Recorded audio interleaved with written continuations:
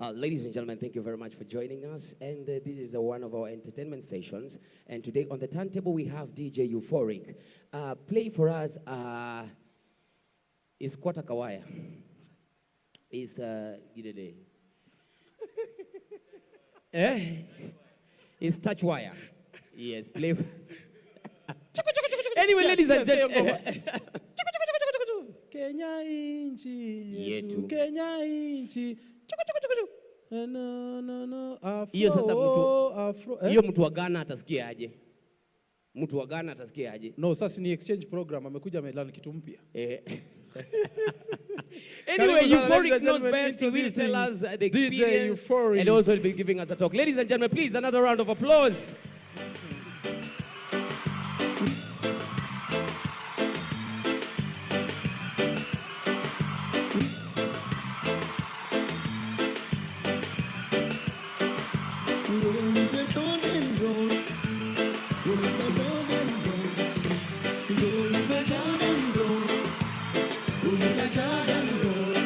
Thank you very much, DJ. DJ Euphoric. Chukua uzito. Inakuaje bro? Uko shwari? Mnauza tu yani hapa. Tunafanya mauzo ndugu yangu. Tesa mbaya. Tunafanya mauzo. Kiatu naye hata tuongei. Luku tuongei. Tunasema ngani God. Luku yani tuongei. Lebo yenyewe ni Euphoric. Hii lebo sasa iko State House print mahali. Iko kwa profile. Kwa ofisi ya mdosi. Kwa ofisi. Hatari. So ladies and gentlemen, DJ Euphoric, Val.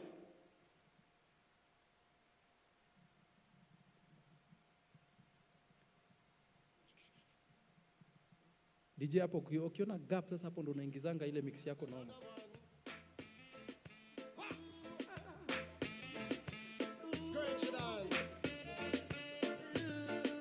Okay. Thank you very much DJ Stanners. Leo tuko na DJ Stanners na amekutana na Euphoric. Anafanya kazi poa, si ndio? Si umemsikia? Vile ana scratch nini anaingiza vitu poa. So in future huyu ni siku moja utamleta huko. Aguse 2-3, si ndio? Introduction tu naende home. Inaitwa opportunity, si ndio? And that's what we are here to talk about. Yeah, he's a very good DJ, so na ametu entertain poa. So ladies and gentlemen, DJ Euphoric. Wapi makofi yake one more time. All right. Karibu. Thank you so much. Kwanza kuna kitu ambacho alikuwa amesema hapa. From nowhere.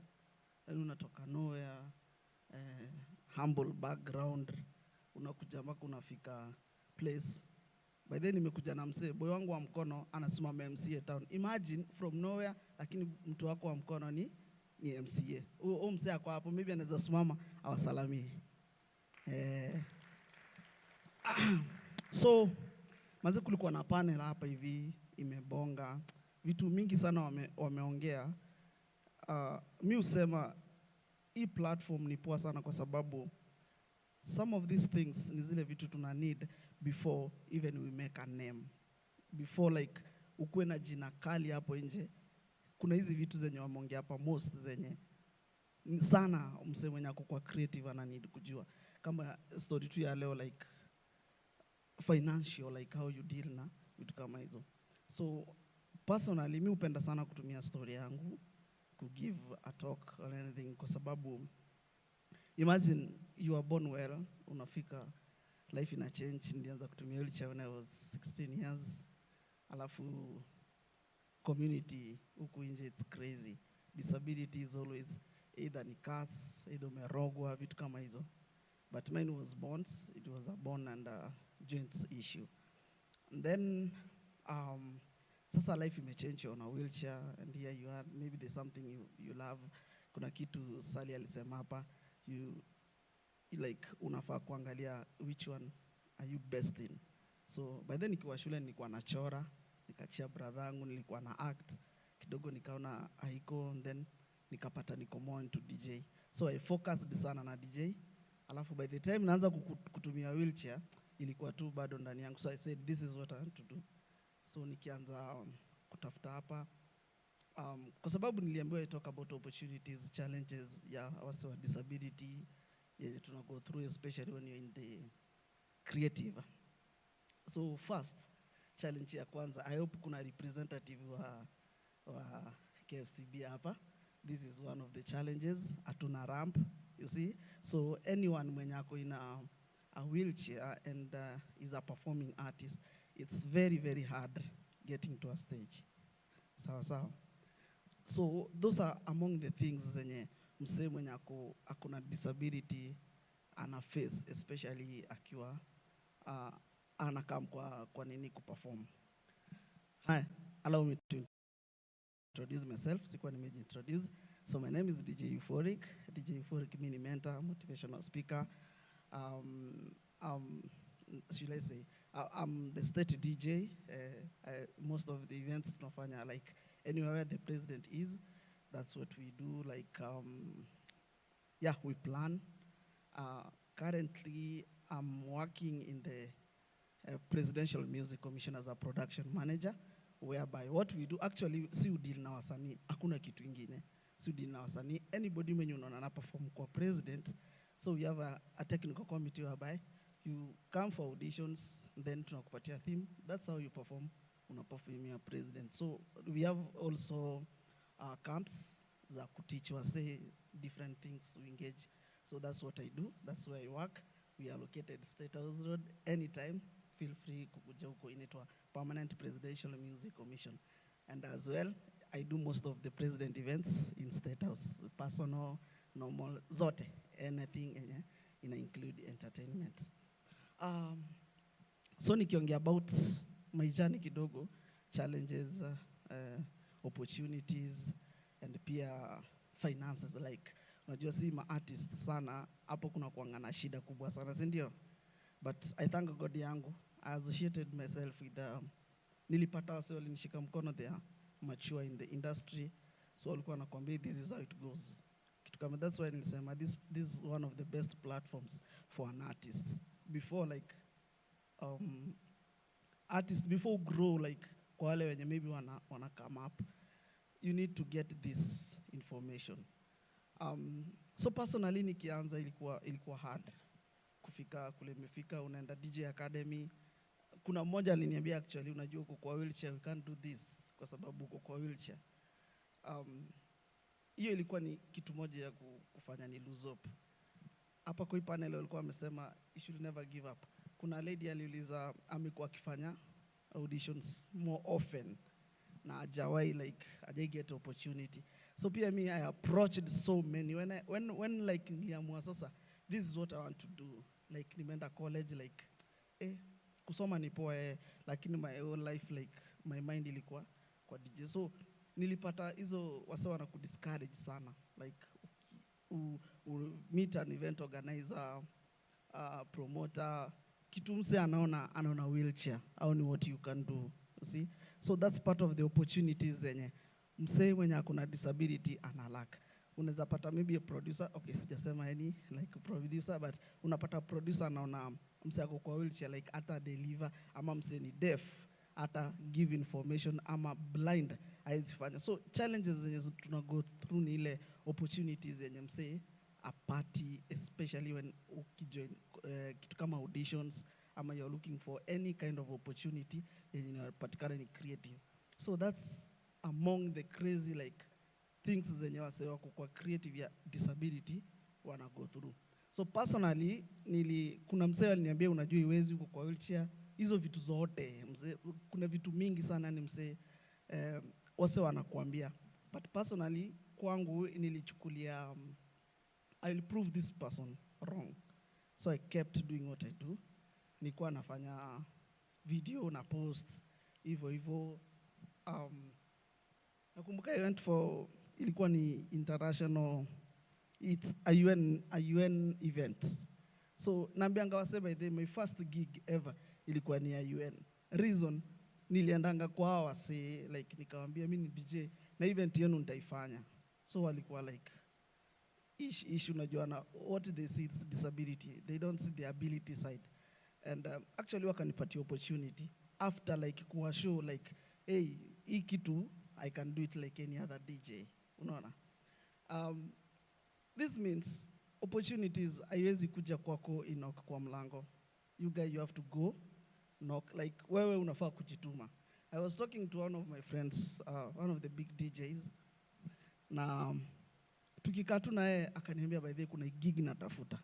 So I was like, hey bro, kumbe pia unatafutanga gig. So alikuwa ananiambia like, jina isiwahi kuchocha. Like we always go for whatever you want. So lazima like you make proposals, go present what venye nani alisema hapa, lazima ushow what you have, then you get. Unashindwa msee mwenye ana do most events, bado anakuambia bado natafuta hii gig. So kitu yenye najaribu kusema like nothing. Personally mimi na believe pia nothing inaweza kuja kwa mlango yangu. I have to wake up, niende, nitafute, ni knock doors to get these opportunities. So as artists, like there's nothing, hakuna msee ataweza kukupigia like, according to me venye mimi naamini like, hakuna msee anaweza kupigia kwambia ni aje kuja there's kitu hapa. Lazima you show that effort, lazima uonyeshe like, ninaweza do this is what I can do, like mkinipatia opportunity, this is what I do. That effort I believe like uguza msee unashindwa kumbe msee anaweza jituma to this extent, unaweza kuja na you perform, you show what you can do. Staki kuongea sana about finances, and I do this a lot in my when I do my mentorship, especially when person with disability kwa wenye wako hapa ndani. I've been working with Safaricom as a Blaze mentor, Safaricom live tours, and in-house, most of their in-house events.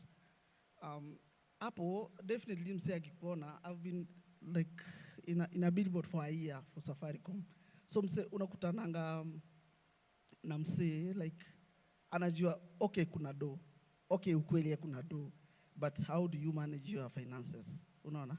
So that's what I say, like in a platform like this, when you get to know this information mapema, it's easy to manage yourself na the finances zenye unapata. So unapata personally waambianga wase wangu wase okay wenye na do mentorship na wanafanya mentorship nao, utapata wewe ni msanii, umetengeneza jina, alafu you get pesa inakuja. Sijui mtu alikuwa ananiambia pesa ya msanii ni pesa ya rahisi sana. Nikijaribu kukaa kuangalia like sometimes ni ukweli ni pesa ya rahisi juu. I put myself as an example. Nimeenda na Safaricom Blaze Kisumu. I talk to 10 minutes. They give me 300,000. They pay me for ndege. I sleep in 5-star hotel. That's a 10 minutes thing. Sindio?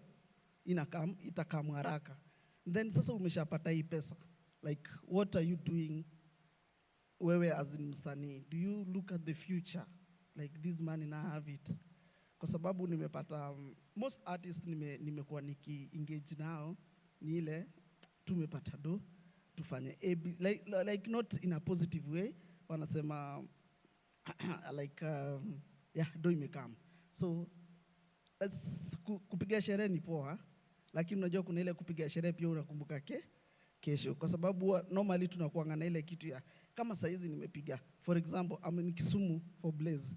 From Kisumu we are going to Kakamega.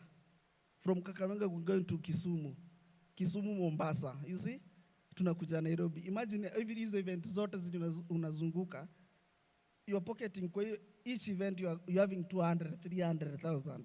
Then now unaanza kufikiria like by this hii pesa itakuja tu. By the time kitu kama corona inakam, inakugonga mse, huku umesave au kwa umejikatia health insurances, kitu inafanyika. That's something may happen with a friend of mine, a producer, alianguka, and then hakuwa na insurance, kitu kama hiyo. So we had like, tuchangie uboy afanye operation, vitu kama hizo. So if an artist like unaweza jiplan na ile kitu uko nayo, whatever you get, you have to plan, you have to piga sherehe, but pia unakumbuka what's happening tomorrow, unaona?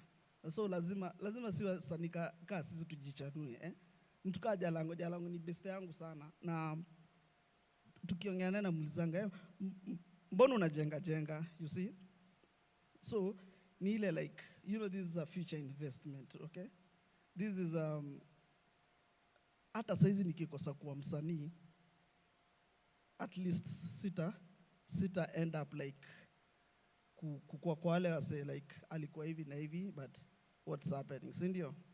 So like an artist, we always have to remember tomorrow, like tujue kesho if hautakuwa an artist, if kwa sababu I believe like each and every day kuna wase wengi wanazaliwa, wase wakali, si ndio?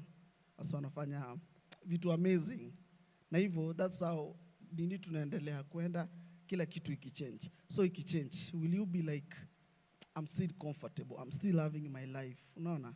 Like ile life kuna live ukiwa an artist, pesa ikigia, you still need to maintain it. So as an artist, it's good at least to get those finance. Msanii anaweza ku advise how you can maintain yourself, na ile yenye unapata kidogo, how you can piga look yako safi, you can do ABCD, but still by the end of the day you still have another income yenye you are not per se depending on artist side. Hata kama artist ndio itakuwa inaleta this kind of money. So for me it's all about kuambia wase hakuna ku lose hope in life.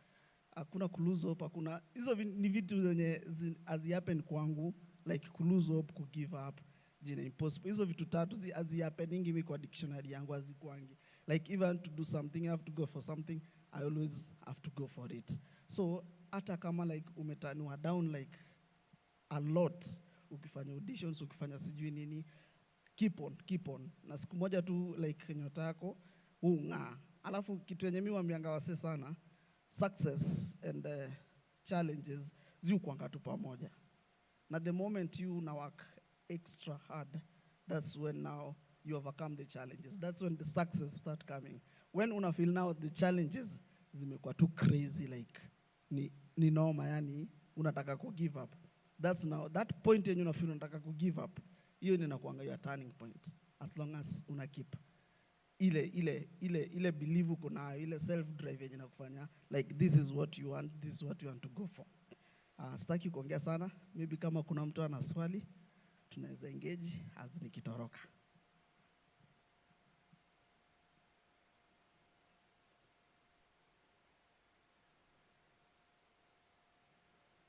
Yes.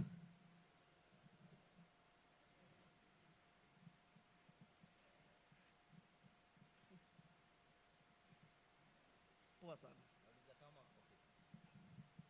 Nauliza kama president anapendanga reggae, na kama anapenda selection yake anasikizanga wasanii wa gani hivi wa reggae, kitu kama hiyo. Yeah man. Prezo wengi mnamjua anapenda reggae, si ndio?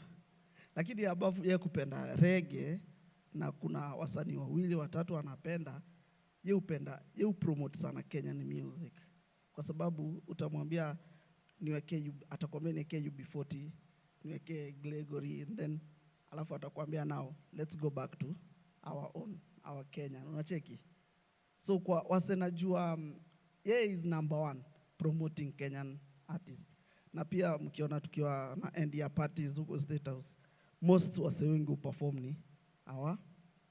Pia on national events, like for now we are going to Kirinyaga for Mashujaa Days. Artists, Kenyan artists, most hata kama anasikiza reggae, anasikiza, by the end of the day atakwambia 90 of the playlist wache ikae tu Kenyan music. Sawa sawa. Yeah. Any question? Yes.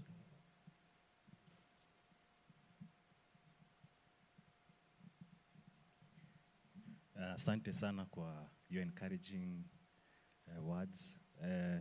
May I believe that in this life there is a turning point. Hapo watu kusikia turning point yako, because I believe there is something that you will decide ukasema this is the chance to show people that disability is not inability. Thank you. Okay, nilimention but sikuenda deep. My turning point ilikuwa the UN event, ilikuwa ina happen hapa KICC Commerce Grounds. So that day, actually the president alikuwa kuje, but kulikuwa na security issues, hiyo side ya Northern. So hakukuja. So what happened, akatuma the cabinet secretary. So that's when I said like, let me do my best. I did my best. Like, no event, I told them nataka kufanya for free. I want to show what I can do, And then from there, now you guys can judge, like mtajua what next. So, hiyo event I was doing it for free. Lakini after hiyo event imeisha, so the organizers walikuja akanipatianga. I remember 20 Gs akaniambia sikuwa tunafikiria, like that's your transport. Now, I can say that was my first turning point. And then after like a month, I got a call from Safaricom. So Safaricom was part of the event, walikuwa my sponsors. So Safaricom wakaniambia kuna na event yao lakini ni ndogo zile zao za in-house. So I went and did. So from there, zikaanza kufunguka. So nikaanza kufanya kidogo events za Safaricom. Then hapa nje sasa like maharusi nini. Then remember sikuanga na machine. Like the old machines zenye anatumia huko. I met Daddy Owen, tulikuwa kwa hiyo event ya Safaricom. So tukaenda that time alikuwa na shoot. Alikuwa anafanya vanity. So he called me akaniambia tuende kuna video na shoot. So we did a video. Ile day ya kulaunch hiyo video Carnival. That's how I got my machine. That's another part yangu ya kutan. Kwa sababu ile wakati tulifika Carnival, kuna watu walikuwa shanisikia, especially ma-artist au ma-artist wakubwa. Ile time tumefika Carnival, so I'm like, mimi nimeingia, nimeketi. Then Big Ted, you know Big Ted, yeah? Big Ted ndiye alikuwa na MC. So na Daddy Owen akasema, mbona tusisaidie kupata machine? Kwa sababu the previous event tulifanyanga KCC, nilikuwa DJ lakini sikuwa na machine. Unaona? But I told the event organizers like, mimi sina machine. So watakam na PA and stuff. If you can request them wakam na machine. So that's how the whole story came up. And then sasa huko Carnival, like, kuna one of us. So Ted tumefanya naye, Owen tumefanya naye. And then akasema, no, we need to support this guy get the machine.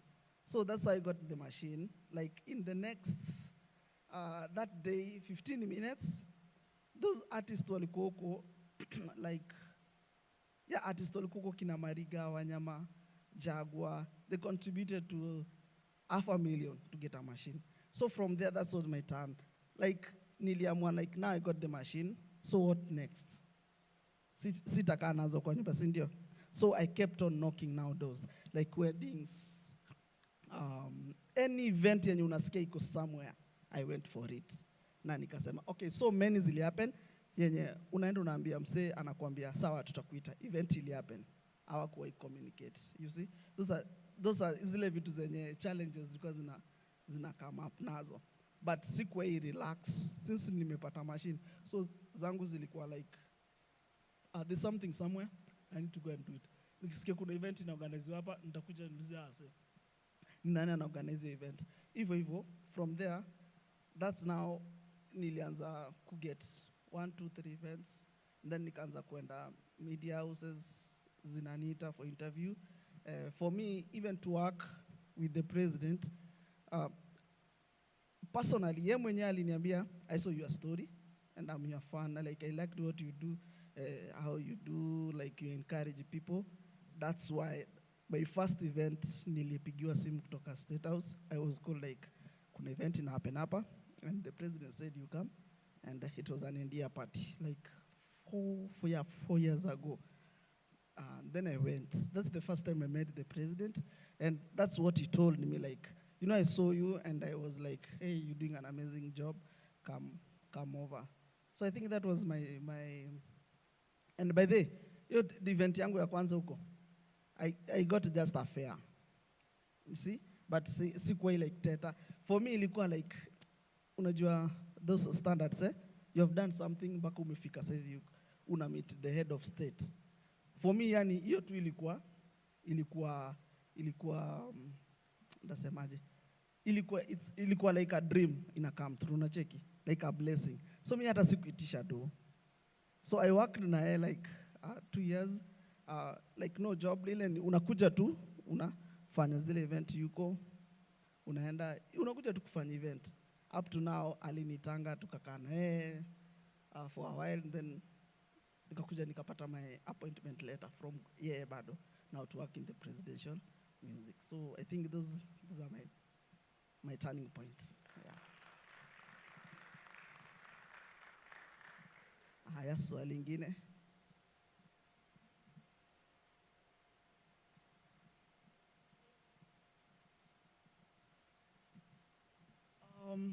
Nilikuwa napenda sana DJing.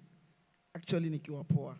Nilikuwa nasikizanga who is also my mentor, like ni msee naongea sana naye, anaitwa DJ Adrian. I don't know if you know him. Yeye ni wale ma DJ wa kwanza alikuwa anachezanga I think Capital kitambo. So nilikuwa napenda sana kumsikiza akicheza. So kutoka hapo tukakuja nikaanza kumDM kwa Facebook. Ile passion nilikuwa nayo from way back nikaidevelop tu, hata nikienda kwa wheelchair nikaendelea tu, like si feel kufanya kitu kingine yote apart from DJ. So nilidevelop tu nayo nikienda kufanya. By the way, I went to school like kole, nikaanza kufanya hizi ma IT, I did international relations. Lakini nilikuwa like hapana, you see this is na feel hati yangu inaniambia this is where I want to go. Hiyo ndio ilinifanya like nikaendelea tu kwenda hiyo direction yenye nilikuwa na feel. Juu nimeenda shule, nimefanya hizi ma computer, hii ufeel unafanya ufeel, but ukikuja this side unapata uko comfortable. Yani though it took me a while, it took me like 3 years. No anakupatia event, no hakuna kitu, but you kept on pushing. Yeah. Acha tu interact tu, maybe tunaweza saidiana ama ni aje. So ukiwa na swali nini, na venye nimesema pia ofisi zetu sisi tunadeal tu na ma artists. So ukifeel like you need something to, ukifeel you need to perform kwa national events like the one you see Jamhuri Day and nini, you come to our office, ama tuandikia, you send us your job, and then we give opportunities. Yeah. So any question?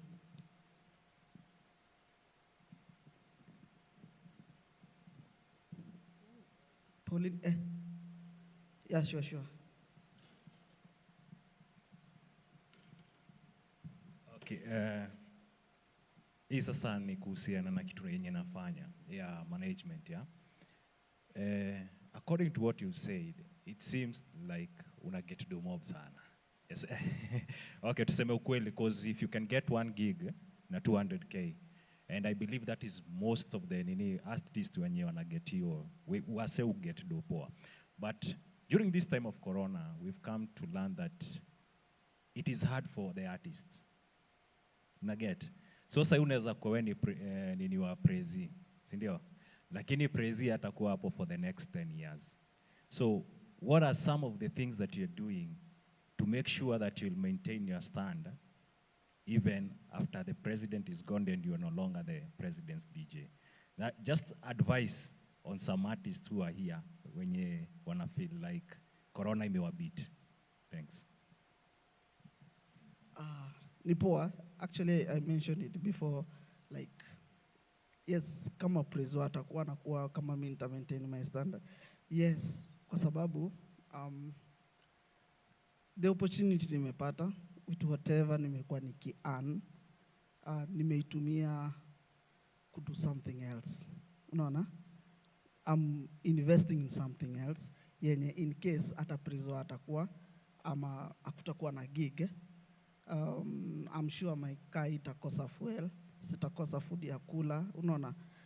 Like my mom still and my dad watapata shuge, unaona. So as an artist, that's what I said, like finance itakuja. As an artist, weka tu like kama si uwekanga 10%, si ndio?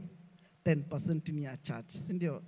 Pia like weka a certain amount yenye unajua ujifinyi, then hii ni ya kufanya kitu fulani, like hata kama nini ikue, like I have to put this for tomorrow.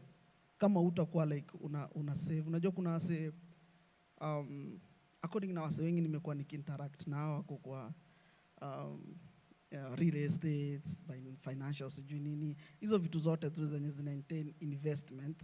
Unapata msee, kuna msee ata save, ama kuna msee atapata the small yenye anapata anaeka mahali fulani, unaona. Kwa hiyo place yenye anaeka, by the end of the day anajua atapata something. Ama hiyo place from the small yenye anapata from that place tomorrow ama the next 2 years to come ni kama land. Okay, for me I believe ukiniambia ukiendesha Range Rover msee na hauna building like inakupatia end month ya so 3, hata ukiendesha Range Rover hakuna kitu utaniambia, unaona, kwa sababu hiyo Range Rover kesho itakuitisha, alafu una depend maybe kwa salo ama una depend kwa ile gig yenye unapata daily, unacheki. So wakati hakuna gig utakuwa umeisha, si ndio? So for me nasema I believe like uko na kashamba Kitengela, si ndio? So hiyo Kitengela wakati itafika time Kitengela ina grow, it's an example, si ndio? Wakati utajenga huko ama utake kuuza, utauza the same pesa yenye ulikuwa umeinunua. So it's all about investment. As an artist, the small you get, piga sherehe kidogo, piga look yako kidogo, but pia unakumbuka kesho itaniitisha. So it's all about invest na in a good way. Yeah.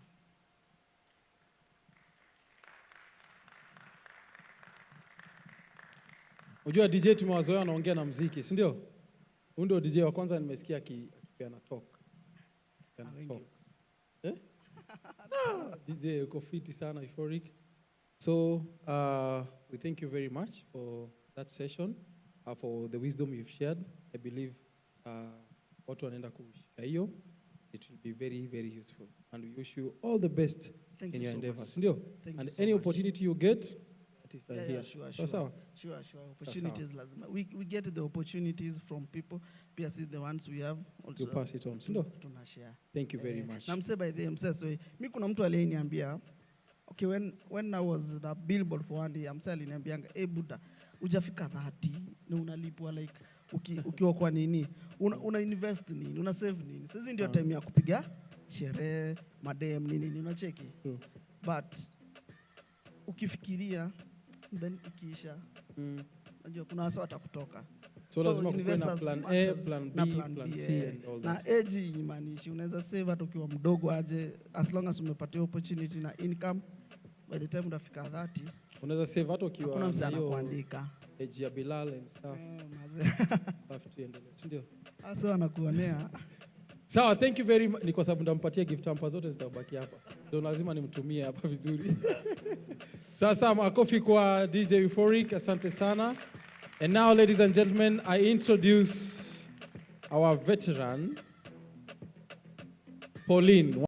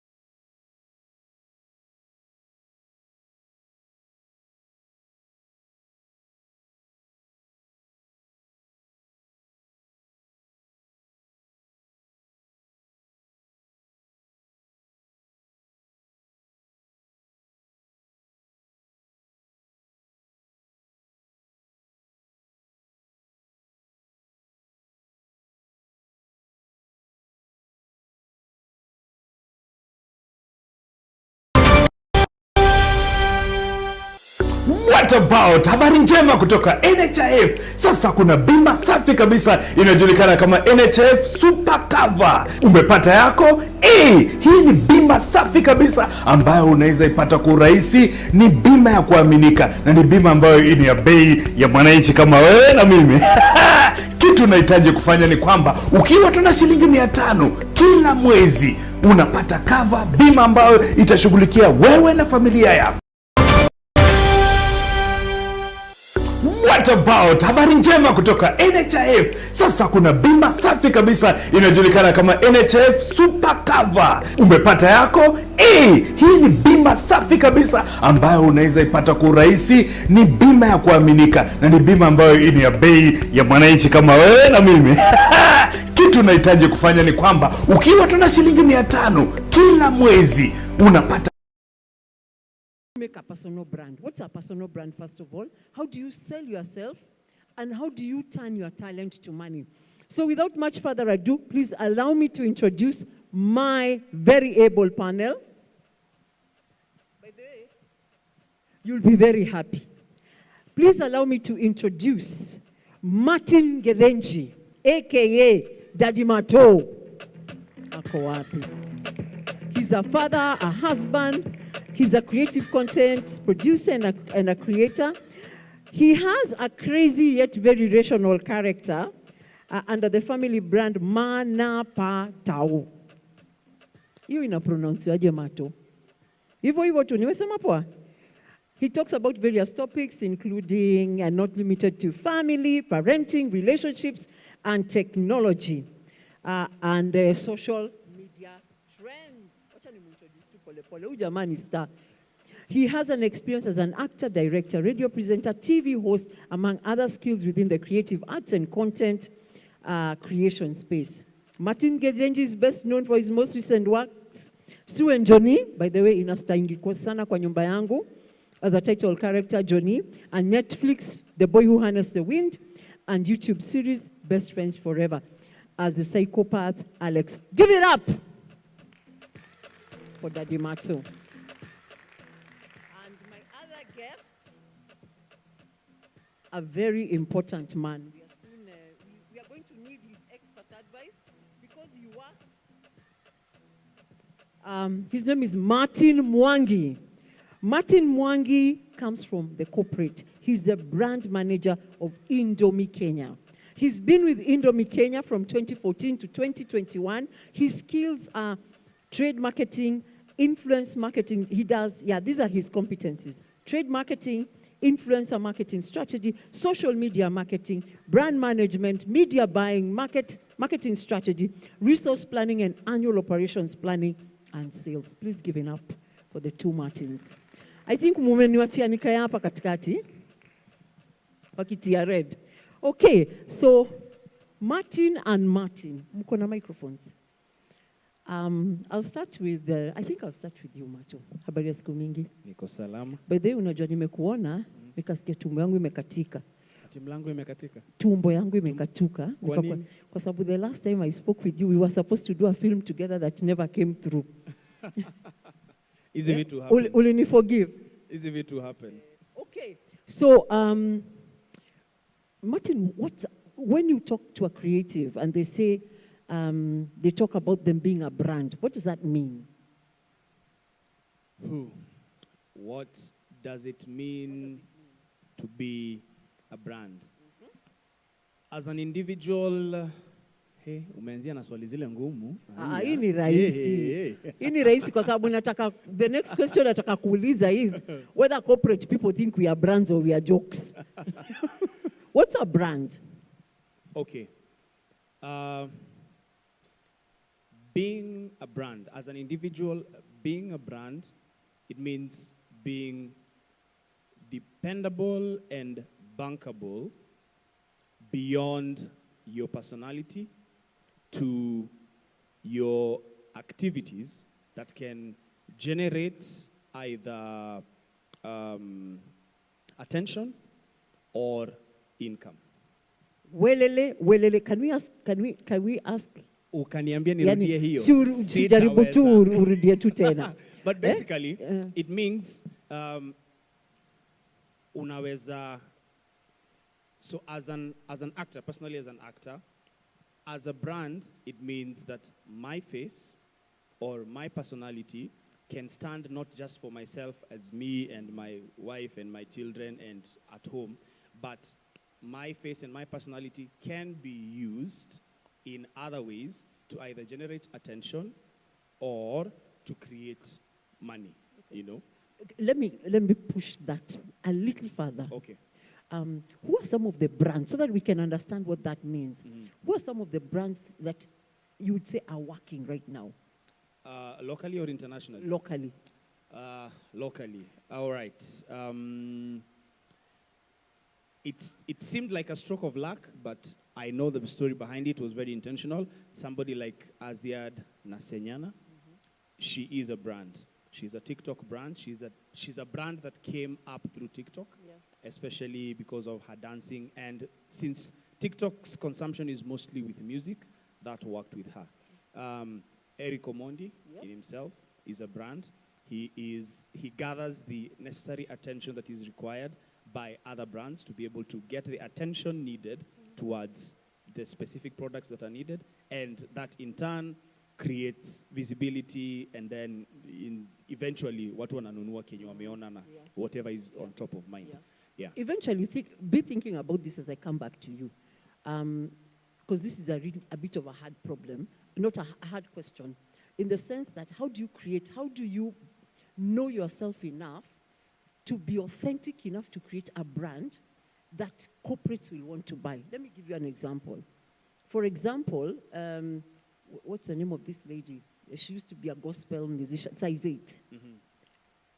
Pushes, what are they called? Diapers. Soft care, yes. Soft care. Yeah. I don't know, and some other people will push cars.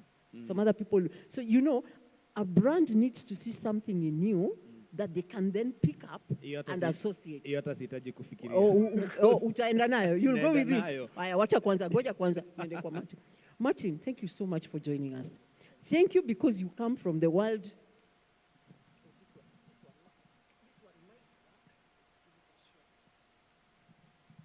Yeah. Thank you for being here to represent the ever-elusive corporate. Thank you for Let having me tell you, corporates. Have we not made presentations to corporates, Mato?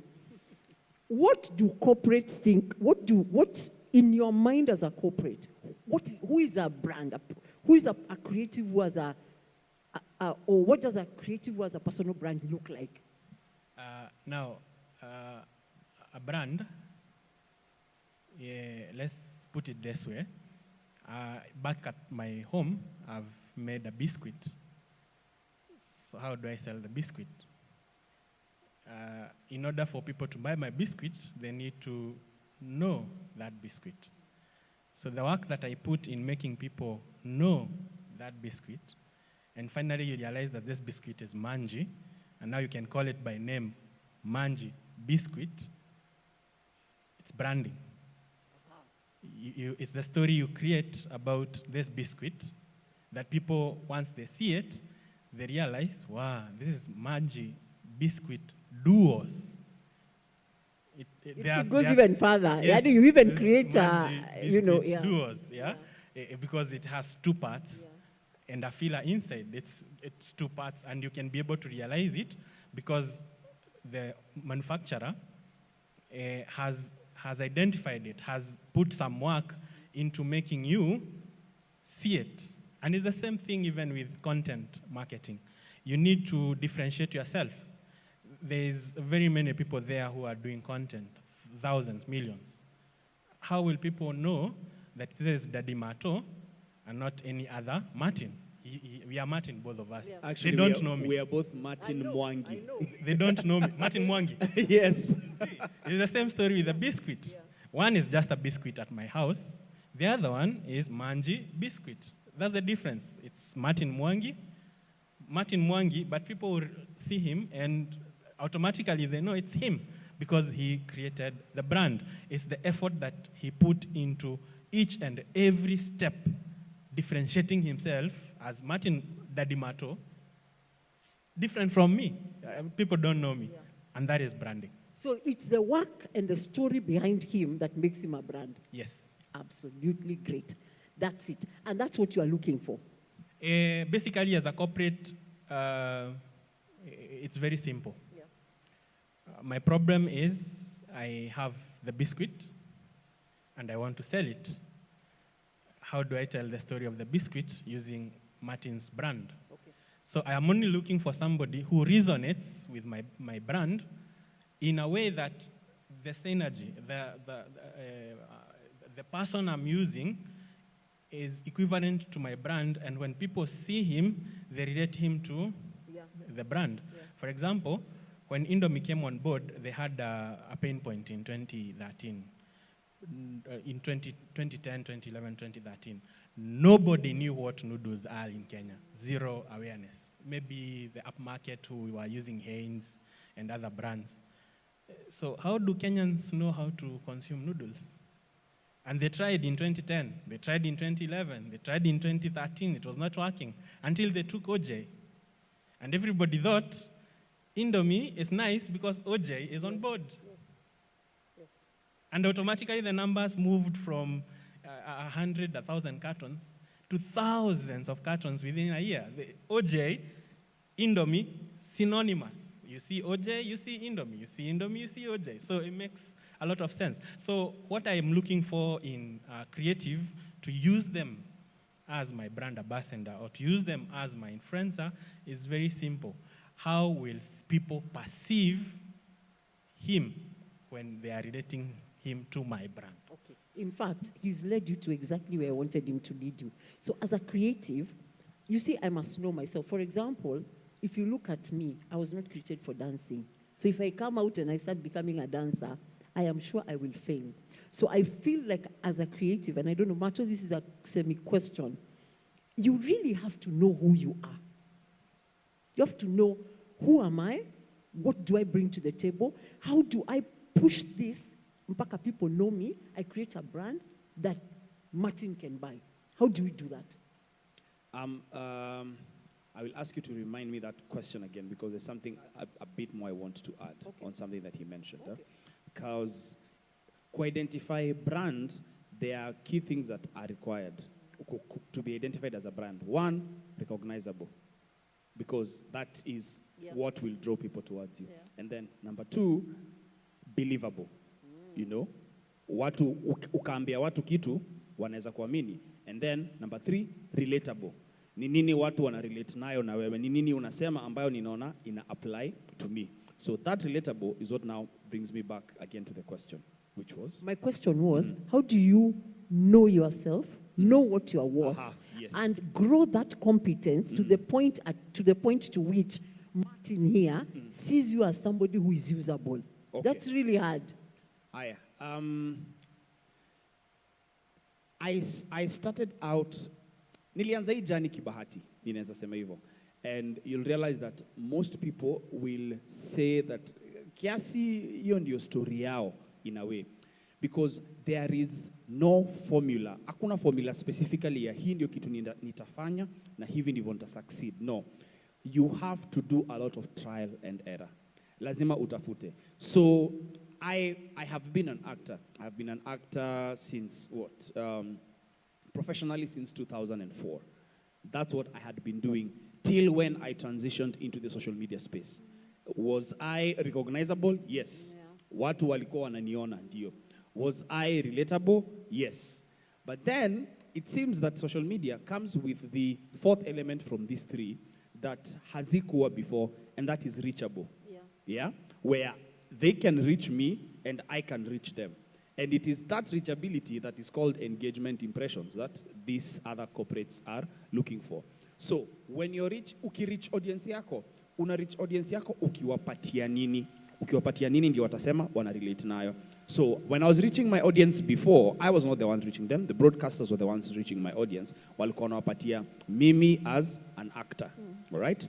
There are those who can decide to take that same model and put it online. See if the people that are following them or the others that will come in watarelate nayo. But mimi, for some reason, yangu haikuwork hivyo. So nikasema, niacha kufikiria sana. Wacha nifanye kile najua. And what do I know? Daddy Mato is a family man. Wacha nicheze na hiyo. And for some reason, my audience resonated with that. Because they were like, okay, this is a family man. Na hapo ndio nikashikiliwa. And when I decided that that is the brand that I am running with as a family person, the corporates that have that as their target audience, ndio wakaanza sasa kuji-align na mimi, wanasema, okay, we see your audience is like this, we see content yako inakaa hivi. So, wacha tukuja, wacha tuone, ni nini tunaweza saidiana wapi. Nisema, okay, mimi napenda ku-create content na familia yangu, pia na marafiki zangu hapa na pale. Nyinyi mnataka nini? Aya, tuwekea hii product hapo. Let's see how it works. Na tukaanza, and it worked from the very first people to date. So, you start with what you have, where you are, and how you can.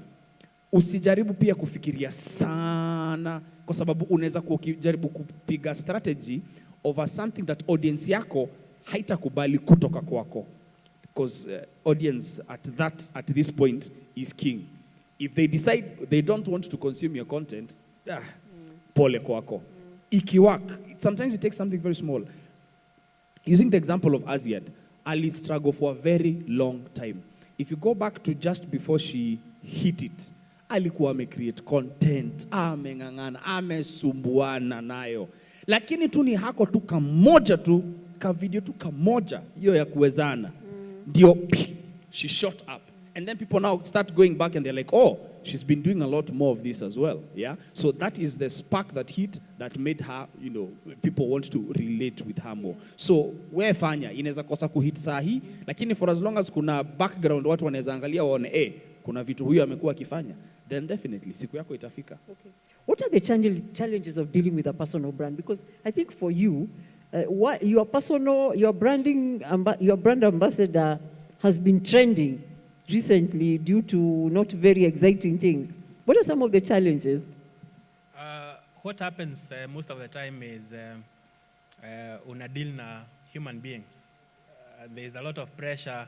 Ukishakuwa msanii, ushapata hiyo spark, and now the money has started coming in. You are torn between splitting your personal life and being a brand, and that is where so many fail. Because now you have some money, you don't know how to use it, there is a lot of peer pressure to conform or to be somebody else. That's what happened to that brand ambassador I had talked about earlier. Indomie could only use him for maximum 1 year, and they dropped him because now his personal life is getting into his brand, and the brand is a family brand, can no longer be associated with those kind of things. So that is just basically one of the major things, separating the brand. Once you become a brand, once you have already done the works, and now we start recognizing you, as Mato said, you are now reachable, we can use you. You have to maintain a very high level of believability, as he said, and you cannot, you have to maintain the standard that the brand wants, the brands that are using your brand want from you. So you have to be very cautious about what you are portraying. Is it maybe alcohol? Is it maybe sexual matters? Is it family? How do you deal with other people? All those things, they're in the public eye, and the brands are interested. So you cannot, you no longer have a personal life, so to say, in the public eye. You have to be very careful about that. And that is one of the things that really affect. The second thing that affects our engagement with the personal brands that we use, most of them use generic proposals. Like you feel, I'm a big brand, everybody is seeing me, so I don't need to pitch. Or even when I pitch, I don't need to do a lot of work. They already see me, I'm already a big brand, so they just need to come and give me money. Yeah, it doesn't work like that.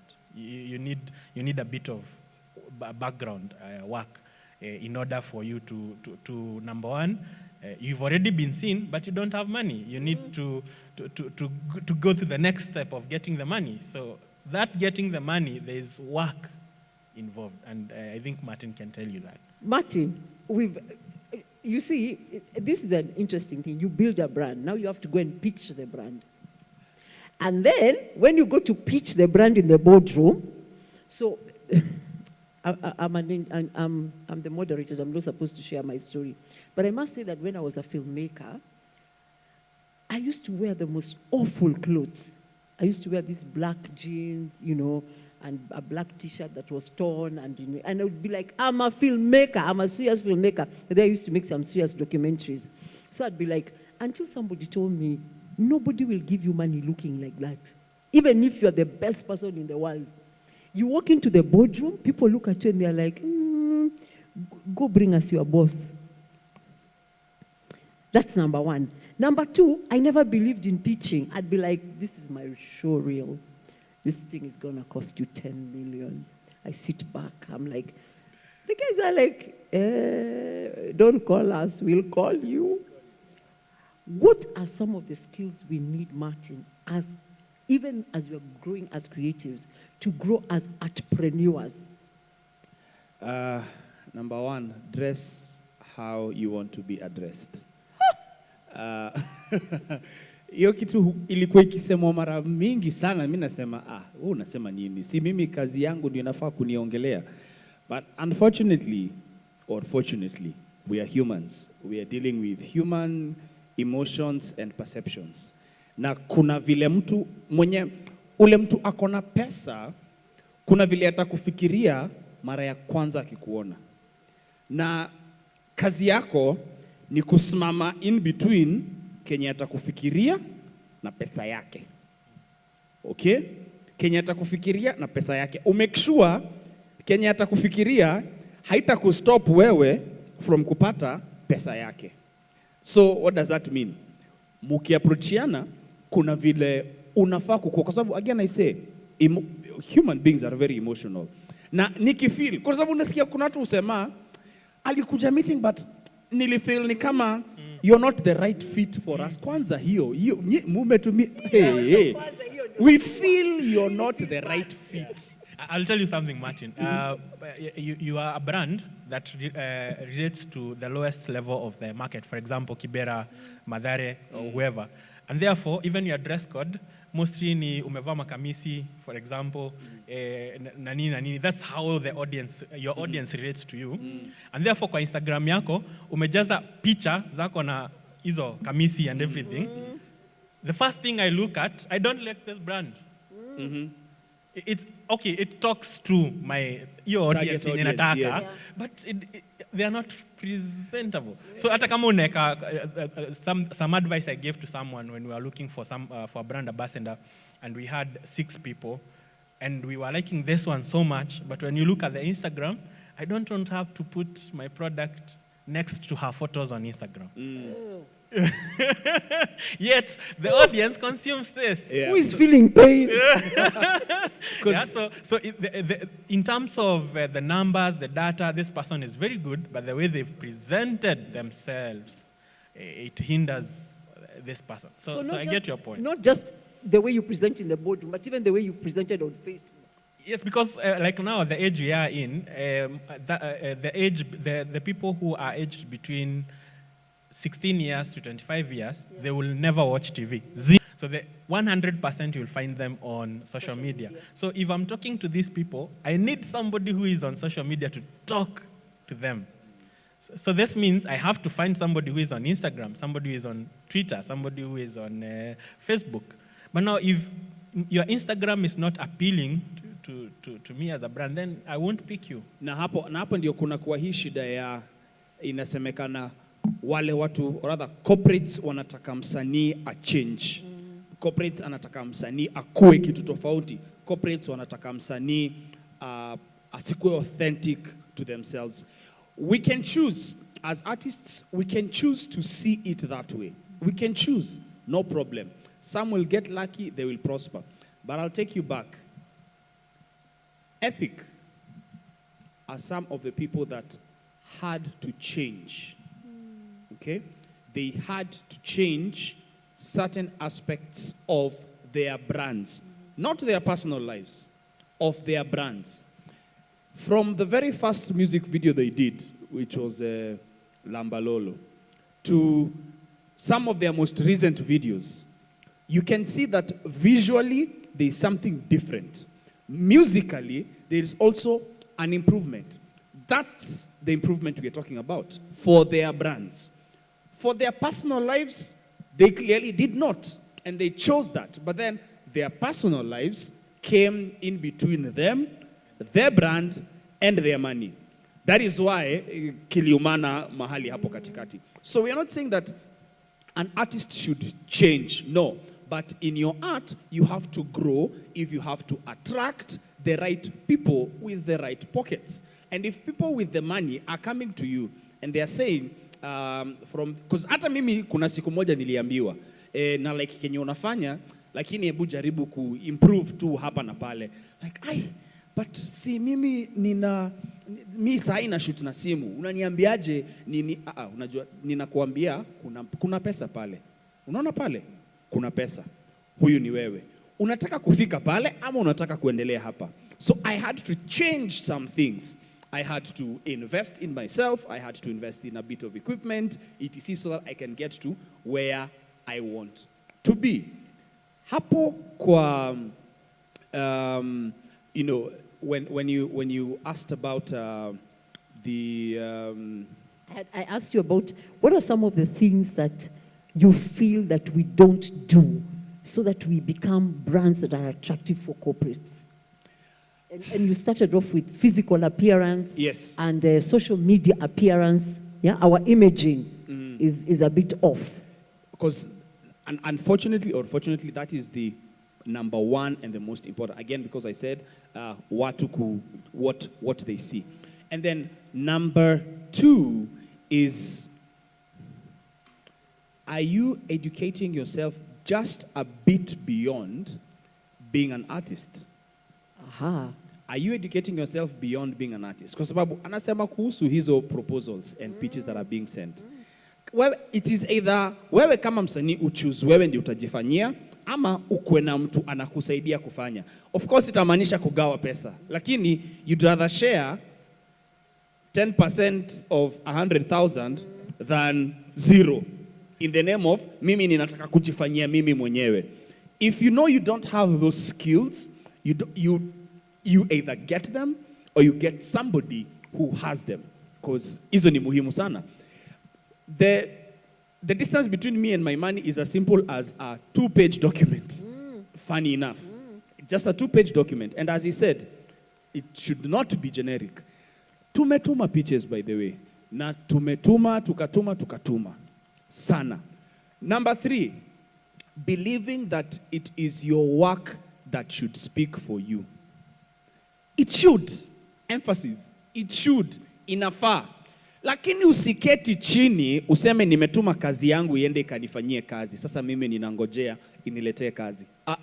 You have to get up, dress up, be appealing, and go for it.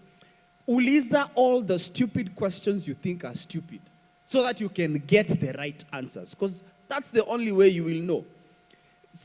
Like from the very first job I got, the very first big social media job I got, nilijipata ninajiuliza tu maswali mingi sana. Kuna msee hata influencer mkubwa sana. Nilikuwa nikimuuliza maswali pia, unfortunately pia kuna watu hawakuagi very willing to share this information, which is a bad thing. Nilimuuliza maswali akaanzia kufeel ni kama I'm coming for his space. You know, nikauliza his colleague ambaye wanafanya kazi na yeye, nikapata tu simu nimepigiwa. Wewe, hebu acha hizo maswali wewe. Si uliniuliza na mimi nikakujibu, sema kuna kitu tu specific nilikuwa nataka. Which is unfortunate, because this cake is huge. I can't be the only influencer, because there is Kericho Gold and there is Ketepa. Somebody will talk about Kericho Gold and somebody else will talk about Ketepa. If you're doing Kericho Gold, wacha mimi nikatafute Ketepa. You know, si lazima tutukue tunapigana. And there are so many people, and rightfully so, everything is moving towards social media. The smallest thing that you can do is just start where you are with what you are. Or where you are with what you have, and then you do what you can. And then one last thing, where you say your personal life coming in between you and your brand. Mimi kama sai, I'm experiencing something like that is very conflicting. I have one company that aggrieved me in a very personal way. So I go on social media because I have my influence, and I speak about it because it was something big, something dangerous, and I have a responsibility as well to talk about it. Then here comes a rival company that wants, conveniently, it just happened, it's just coincidental, that they want to acquire my services as a social media influencer to talk about their business. Sasa ninakwama. Ini pesa itabidi imeenda. Because itakaa ni kama nililipwa niongee kuhusu hii. But then, if there is no malice towards this other company, and I know pia sijalipwa, itabidi tu nimeachana na hiyo pesa. Itabidi. So, your brand, your personal life coming in between you and your brand, it happens so many times. To some it works, to some who are unfortunate, yani kinaumana, kunaharibika. Na ni life. Na hivyo ni life. I want to take questions, but my last question to you is, I think I've run out of. Okay. My last question to to Martin before we take questions, because I know you guys you're squirming in your chairs. I wanted to ask, what happens? Do you sometimes feel that artists are a bit entitled? Like they think the world owes them, like corporates owe them, the government owes them, everybody owes them, they are struggling, they are suffering, and people should just give them jobs because they are struggling. But I used to feel like that, like I'm a struggling artist and people should just give me jobs because I'm struggling. Not all, but a huge percentage feel entitled. I'll tell you an example. As a brand, as myself, as the brand, we require to access Maseno University. And this brand, this personal brand thinks they can be able to help us access Maseno University. And this goes back a bit to pitching. And somebody does a generic proposal, originally made to Coca-Cola, and sends it without even removing all the Coca-Cola bits to Indomie. And then at the header, he has written, receive, nothing else. Receive. And you wonder, is it Holy Spirit? Receive. So he wants me to receive and then open it up and then decide this is not Coca-Cola, this is Indomie, and then call him back and tell him, I think we can work together. It's not going to work. That's number one. Number two, how I feel you are entitled. Now you've gathered some numbers. You are 500,000 on Instagram. 500,000 on Instagram. Yes, and I call you. Hey, Mato, I'm going to use him because he's here, and I will share the name. Sasa Mato, I think you can do something for me. Hapa kwa brand yangu, unalipisha pesa ngapi? Then he tells me, talk to my manager. Who is it? Aziad's manager was here a bit earlier. Yes. And he says, it's the wrong thing to do. You initiate the conversation, and then when it comes to the legal, you give to the manager. I cannot be the one who initiated the conversation as the corporate. I need you to work with me, and then you tell me to talk to the manager. I'll go look for somebody else who can talk with me. Yeah, that's actually arrogance.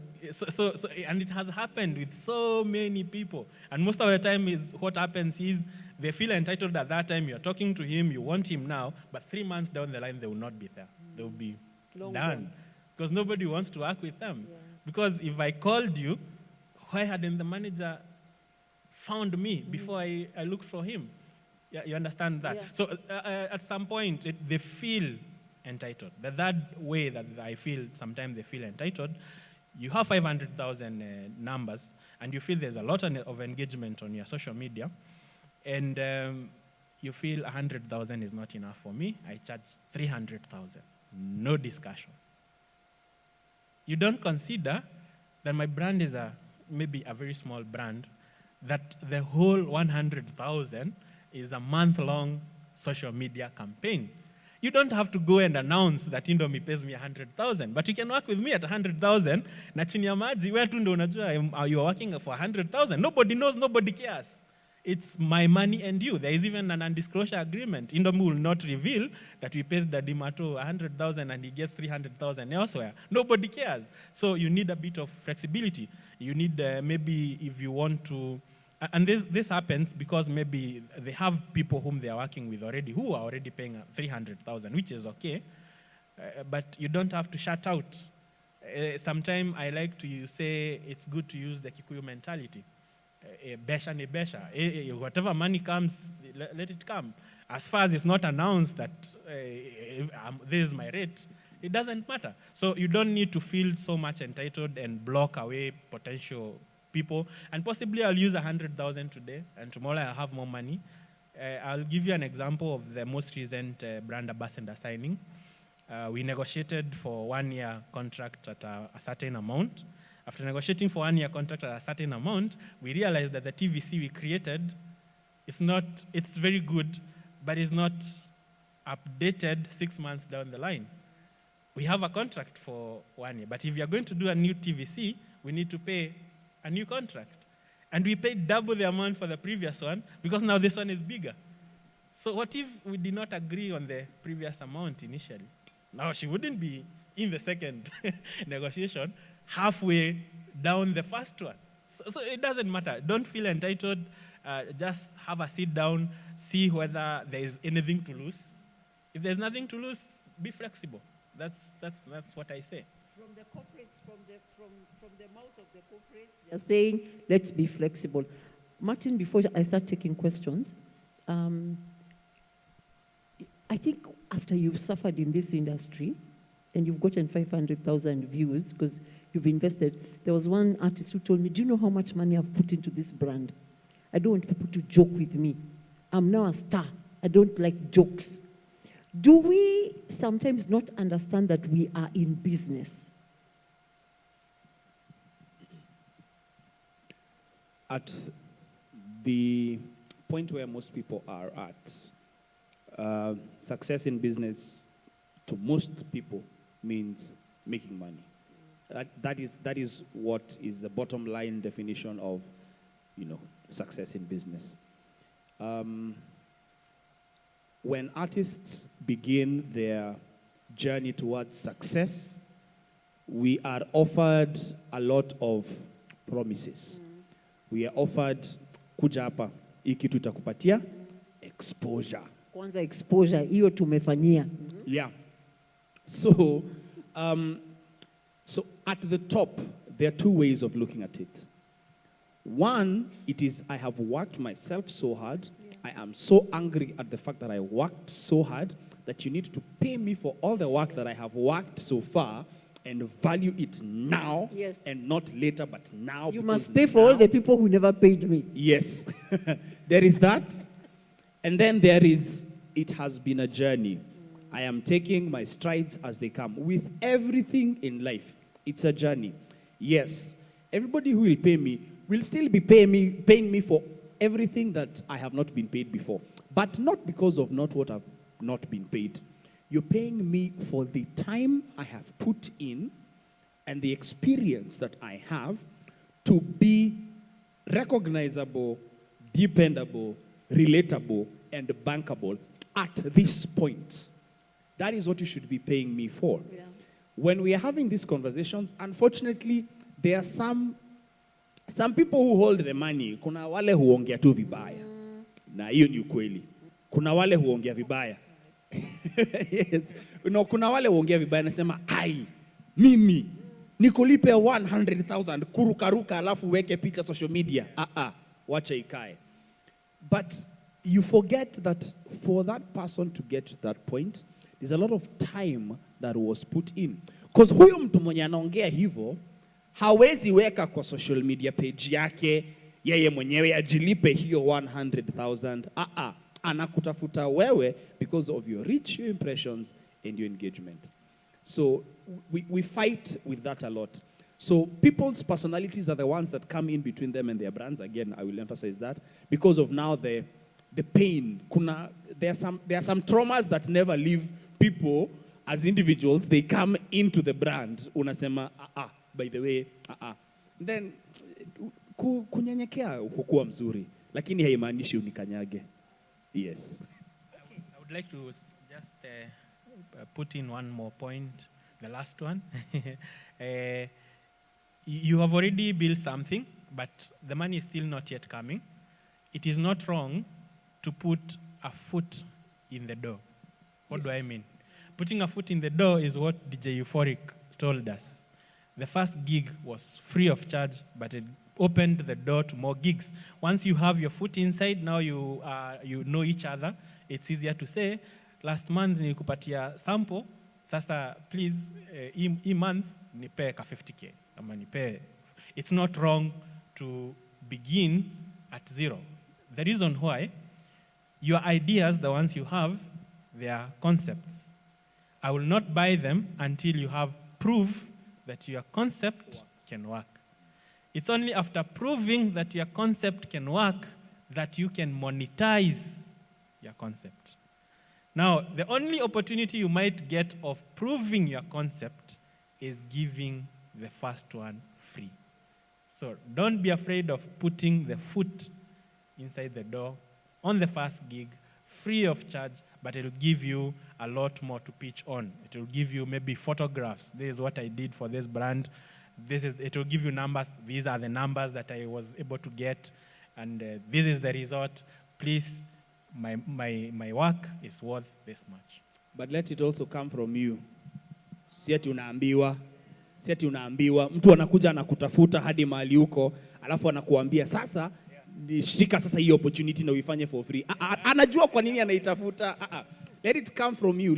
Wewe ndio uende utafute useme I have this concept, ndio aangalia seme okay, let us try it, you know? Yeah. And I have worked on that. I'll give you a very clear example of Butita Campus Tour. He came to us. I have a very good concept. Butita Campus Tour, it's a very good concept. And we told them we don't fund first-time events. But I'll promise you one thing. Go do the event. Come back with the videos and photos. Come back with the numbers. I'll pay you for the previous event. And that is what we did. And then we went with him to the next 18 campuses from that point. Unfortunately, my microphone has died, so allow me to borrow one from the gentleman. And I'm taking questions. I'm sorry. I'm taking questions now. Tafadhali, mutakuja. Let's do it like we did it last time. Just come up. Yes, please come. Maybe 2 questions at a time.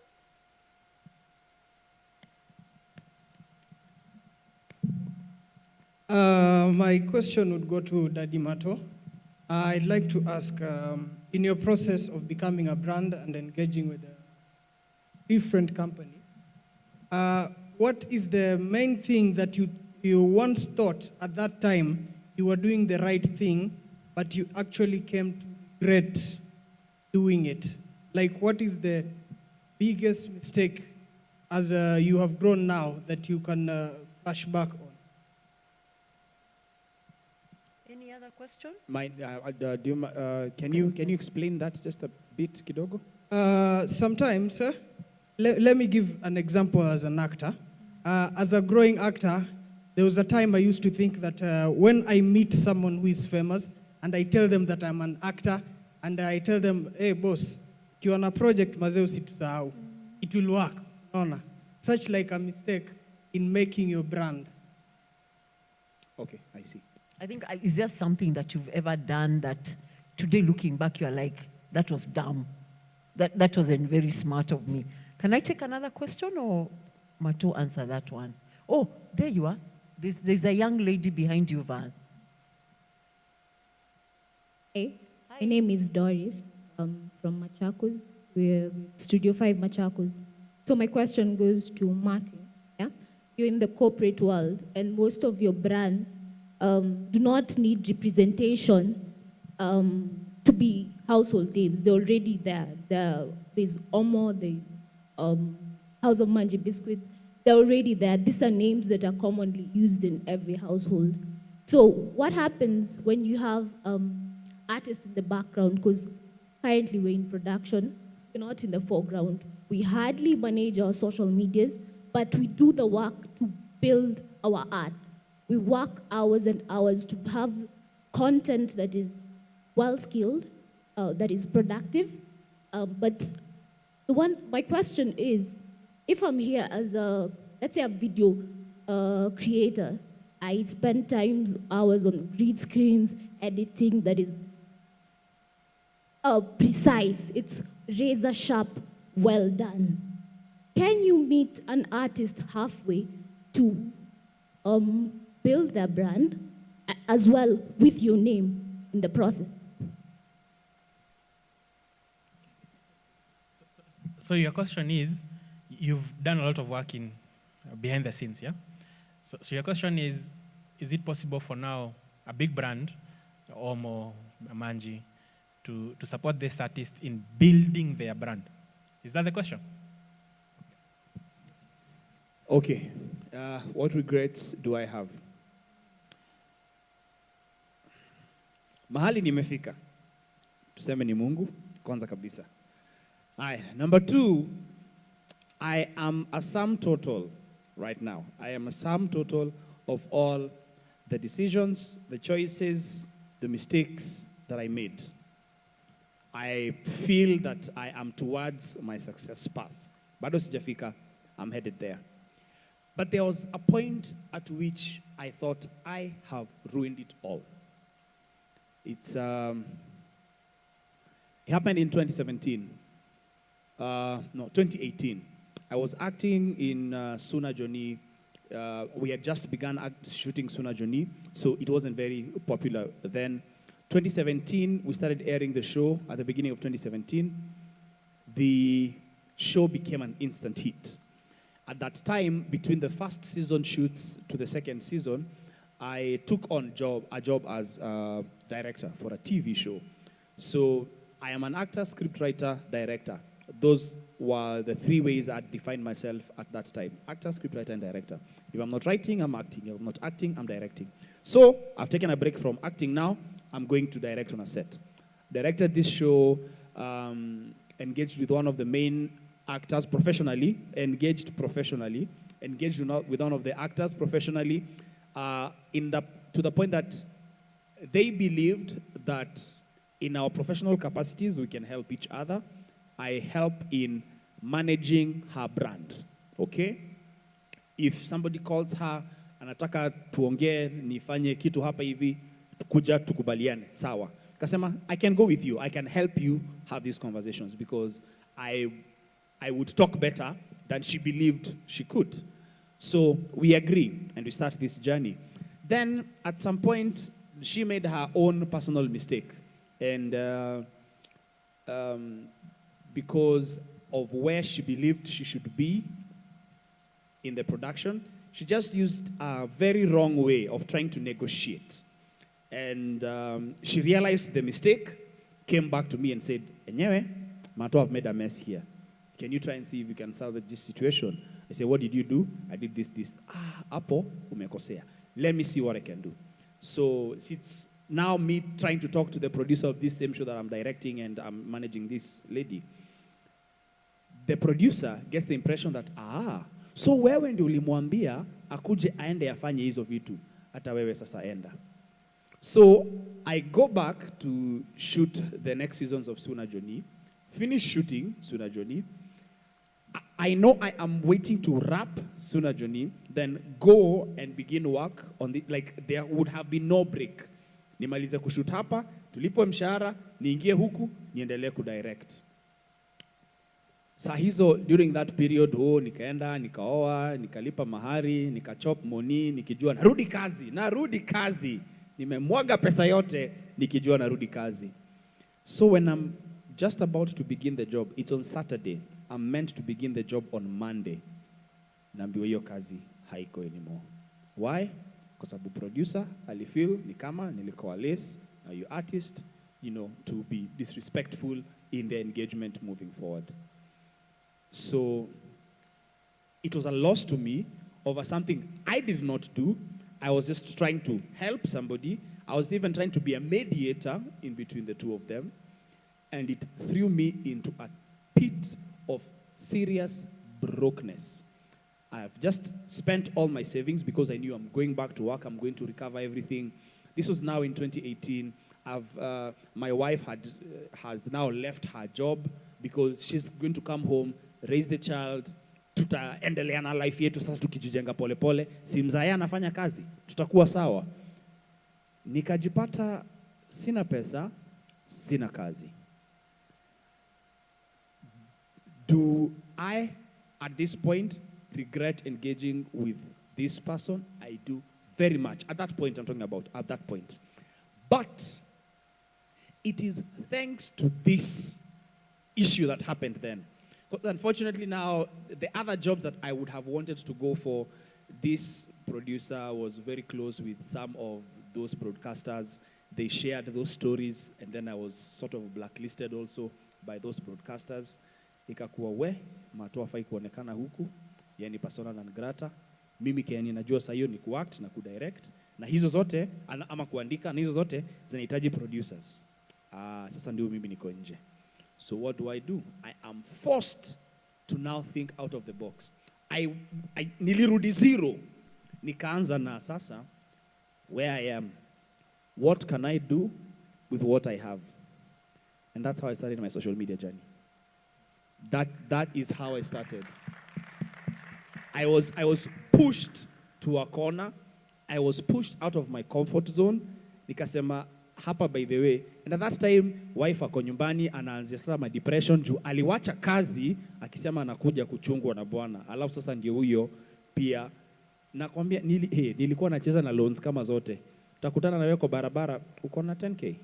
Nirushie na kurudishia saa hii tu. Unanipatia, ninaitisha loan, ninalipa, naitisha loan nyingine, ninakurudishia, ninasema wacha ningangane now the next few months. It was tough. It was a very, very tough. I remember one of the toughest periods in my life. But that being pushed to the corner is what helped me now have to think outside the box. And I'm grateful for that. Because as you can see, I was not starting with where I knew what I am going to do. No. Nimekwama kabisa. Ni nini ninaweza fanya? And that is it. Yes. So, yeah. Thank you for that question. Remind me your name? Doris, yeah? Yeah, so Doris, I'll be very honest with you. The corporate is not interested in you. Personally, as Martin, I might be interested in you as an artist. I like what you do. I follow your Instagram. I comment, I do whatever, as a person. The corporate is only interested in its bottom line. What this means is, if I find synergies in working with you, as a person, I can leverage the brand to support you. And I have done that with, I think, more than 20 artists. I feel like this artist can really work very well. They don't know how to pitch. They've not approached us. We don't even have a lot of money to spend on them, but we can help them grow as they help us grow. But at the back of it all is, this person, when I'm helping him as a corporate, how are they helping my brand? This is the only question I need to answer. If I'm going to help you grow your brand, which is okay, how are you helping me grow my brand? That is my only interest as a marketing manager. Are you going to help me? But the corporates, they don't, unless they have a set budget for charity, where now they can spend the money on wasanii. They're only interested in their books, nothing else, unless as a personal initiative.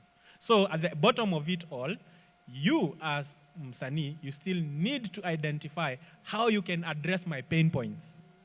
Once you see how you can address my pain points, you approach me, you tell me, I'm a micro-influencer, I'm a small influencer, but I think we can grow together, and I think I can help you do this and this and this and that.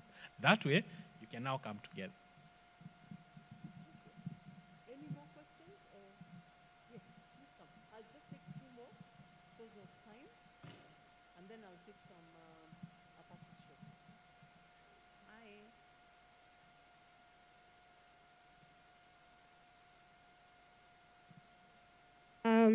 I'll introduce myself again. Tash Mutunga. Now, my question is for corporate matter.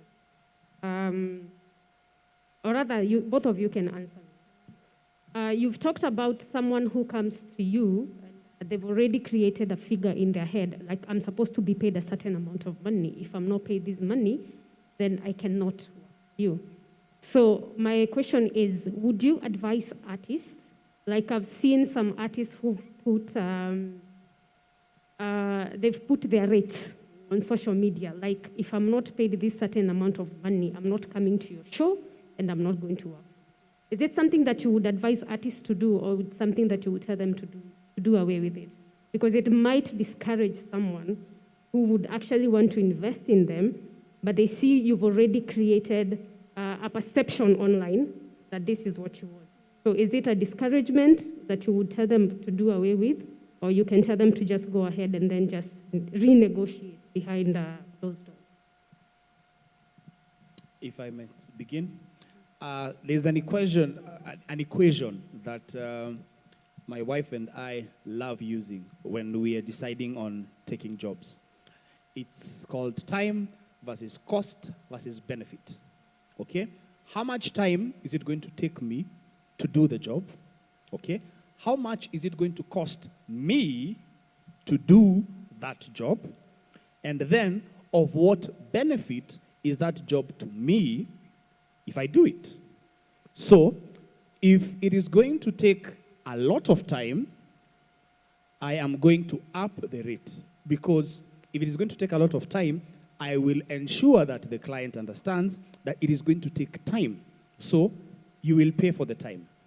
If it is going to cost me to create, I will make it clear that these are the costs that that I am going to incur. It will not make sense for me to incur costs for you to give you a product at the end of the day.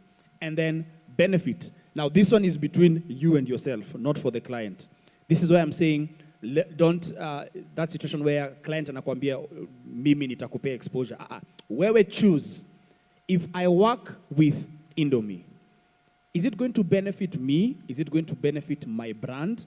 Will people see that I am working with Indomie and realize, okay, we can work with this person? Or is it this company that already has a scandal right now? If I engage with them, is it going to benefit me? All right? So if you realize that it is one, either not going to take you time or even going to cost you, it's going to give you benefits, you can take it at a lower rate than you usually would put out. If it is going to cost you, don't go lower than your costs, please. If it is going to take your time, it means it's going to take you away from other things that you could be doing that would cater for your expenses. So do not let it. So we try and balance. Because kuna wale tumework now high-end clients, na kuna wale unaona ni small business. Small business atakupatia rate ya an eighth of what a high-end client will give you. But then you realize, okay, this will not, it's not going to take me a lot of time. It's not going to cost me. There's no problem. I can do it. Because it is going to benefit me in that people will see I don't only engage with big-time clients only. I also support small businesses. Does that benefit me and my brand? Heck yeah, it does. Yes, that is what we do. Yeah. I'll relate your question to a supermarket shelf. You go find 4 brands of cooking oil. All of them are cooking oil. One is priced at 500, the other one is priced at 550, the other one is priced at 600. What do you go for? The one that fits your pocket. It could be 600. It could be 600. But what this means is you might be alienating all the ones who have 500. You might be alienating all the ones who have 550 because your price is at 600. So you will get you can only do that if you are a niche. Like Karo Mutoko can afford to put a premium. She doesn't have a competitor in that space. She can afford to put that price. She wants to only attract a certain level of customers. But when you are coming up, you want to maybe have one-on-one chat, and we agree. But of course, you have a basic evaluation of your value. So you will have done the math that Martin talked about, and you know, if I put this and put this, I put this, it will come to 100,000. So if this person gives me 80,000, we can talk. But now, once you put the sticker of the price up front, then you'll only attract the person who has the pocket for that price.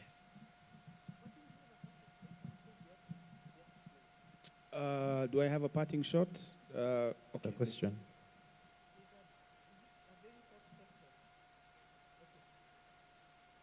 Wanted. Yeah. Is it a very hot question? Yes, please. Okay. Yeah, my name is Edward Nyanaro. I'm an actor and voice actor as well. My particular question is on voice acting in specific. Are there opportunities in the marketing departments other than the advertising agencies for sourcing out voiceovers that can be able to either gel in with corporates in your branding, that can be able to work as the same way that marketing and influencers are doing on the other platforms? That is one.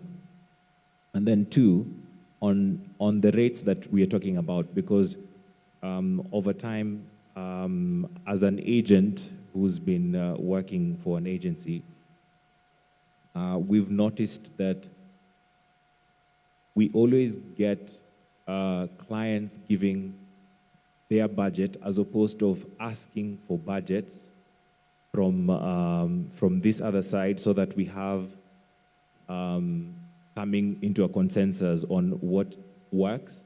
So to some extent, it feels more of you're put in a box. So do you have to work with whatever they have at that particular moment, or do you, do you then let go of that opportunity because then it doesn't fit? Thank you.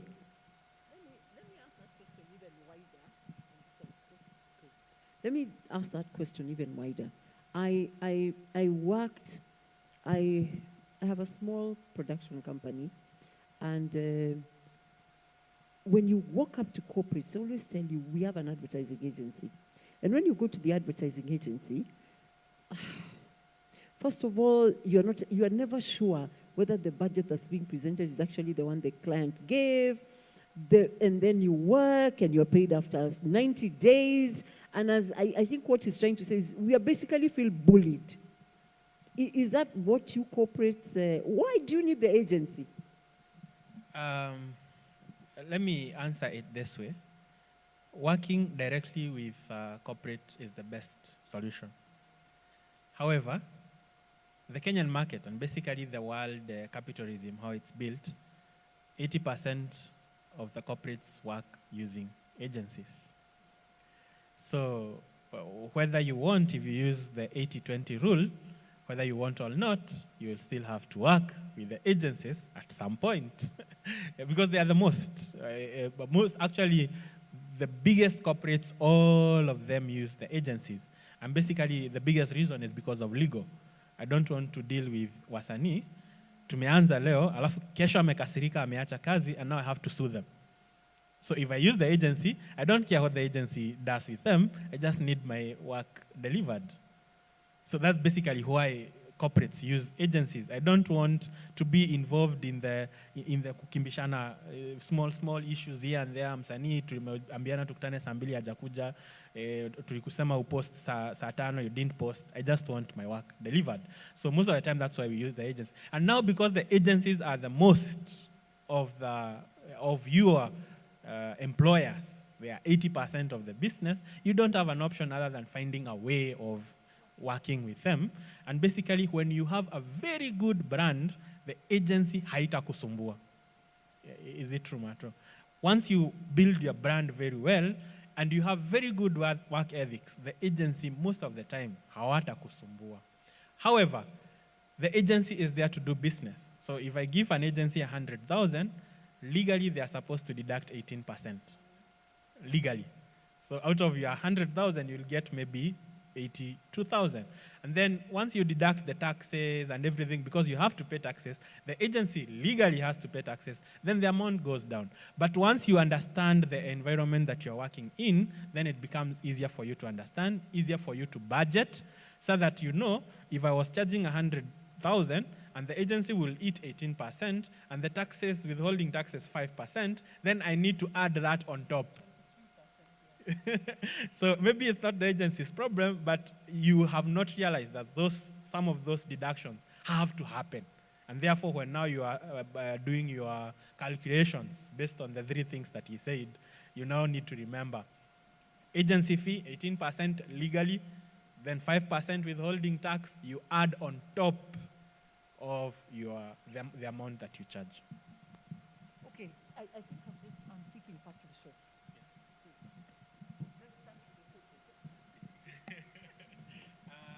Actually, I think I've talked a lot, so much, but just remember maybe 3 points that we said. Concept, you have it already, you are already an artist, you already have concepts. Prove that that concept can work is the first step in making me give you money. And then once you prove that that concept can work, then and only then can you monetize. Because corporates don't buy concepts. They buy what has already been proven to work. 2 things. Start with what you have, do what you can, where you are. Simple. Start where you are, with what you have, do what you can. Again, I will say, start where you are, with what you have, do what you can. Number 2, Time versus cost versus benefit. Whatever you engage in, time versus cost versus benefit. That's it. Thank you so much, Martin Mwangi and Martin Mwangi. Asanteni sana. Thank you for being a lovely audience. God bless you. Right, amazing, amazing. A big one to our lovely Pauline.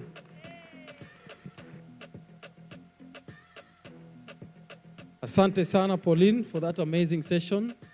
Martin. Uko sawa? Uko sawa, eh? Sasa tusimame kidogo tu stretch. Yani kidogo tu stretch. Ndio tuendelee. Kama mnataka kahawa ingine. Uko sawa? Uko poa, eh? Sawa, sawa. Hapo tutone na hiyo beat tu pole pole. Hakuna kulala mpaka jogo la weekend. 1, 2. Lean back, lean back, lean back. Na kulikuwa na wasanii hapa ndani. Hakuna hata msanii anaweza imba hapa ndani surely. Eh? Nilisikia tuko na wasanii wa hip hop. Yeah, just swing. Stretch too.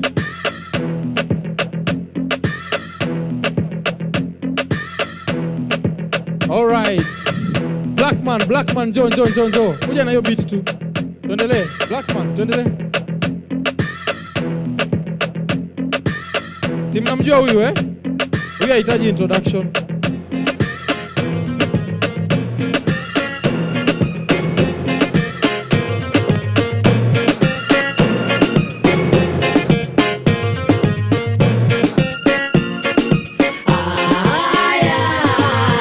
Mshikaji wangu waipisikia, mtoto mmoja nilimzimia, anasema tumfuate Moro, Moro nakotoka Wapogoro. Yepa ninasije, Moro ninasije, tukifuata tuonekana wadhaifu. Unaonaje, umechukuliaje, kama bibi mtoto angeshuka da.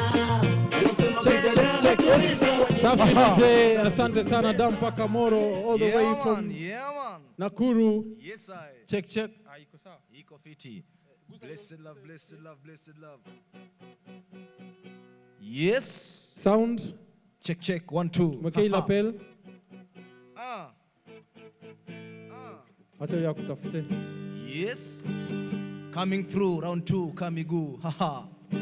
Yeah man. What that? Yes man, thank you so much. Nairobi, Kenya. One more time. Bani Blackman. Toka Moleko. Nakuru. Yes. Just set its foundation beyond the mountains. He loves the gates of Zion more than all the dwellings of Jacob. Glorious things have been spoken on the city of the Most High. He'll make men come from Rehab and Babylon to them that know I.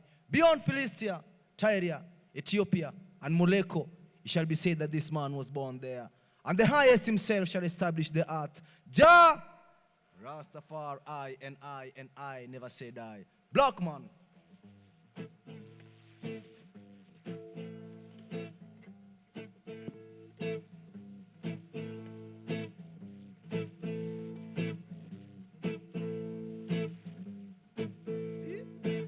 There's a natural mystic flowing through the air. And if you listen carefully now, you will hear.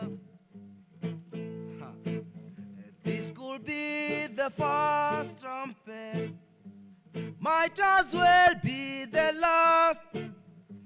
Many more will have to suffer, many more will have to die. Don't ask me why. Because things are not the way they used to be. I won't tell no lie. One and all got to face reality now. Though I try to find the answer to all the questions they ask, Though I know it's impossible to go living through the past, don't tell no lie. 'Cause there's a natural mystic flowing through the air. And if you listen carefully now, you will hear what a natural mystic, oh, flowing through the air. What a natural mystic, hey, flowing through the air. This is the mystic. Cheki vile imetufanya sisi, ati kila siku ni mazishi, imekula wengi na imeua wengi, ni ugonjwa usio na mbishi. Imefanya life imeturn back, hatuwezi ishi tena vile tulikuwa ngaa. Imelemea wengi, wote wakubwa wadogo, masikini, hata wenda ofisi. Guy, tufanye nini? Itatubidi sote tuwe makini, sheria tutilie maanani, ili tusijipate taabani. Yeah man.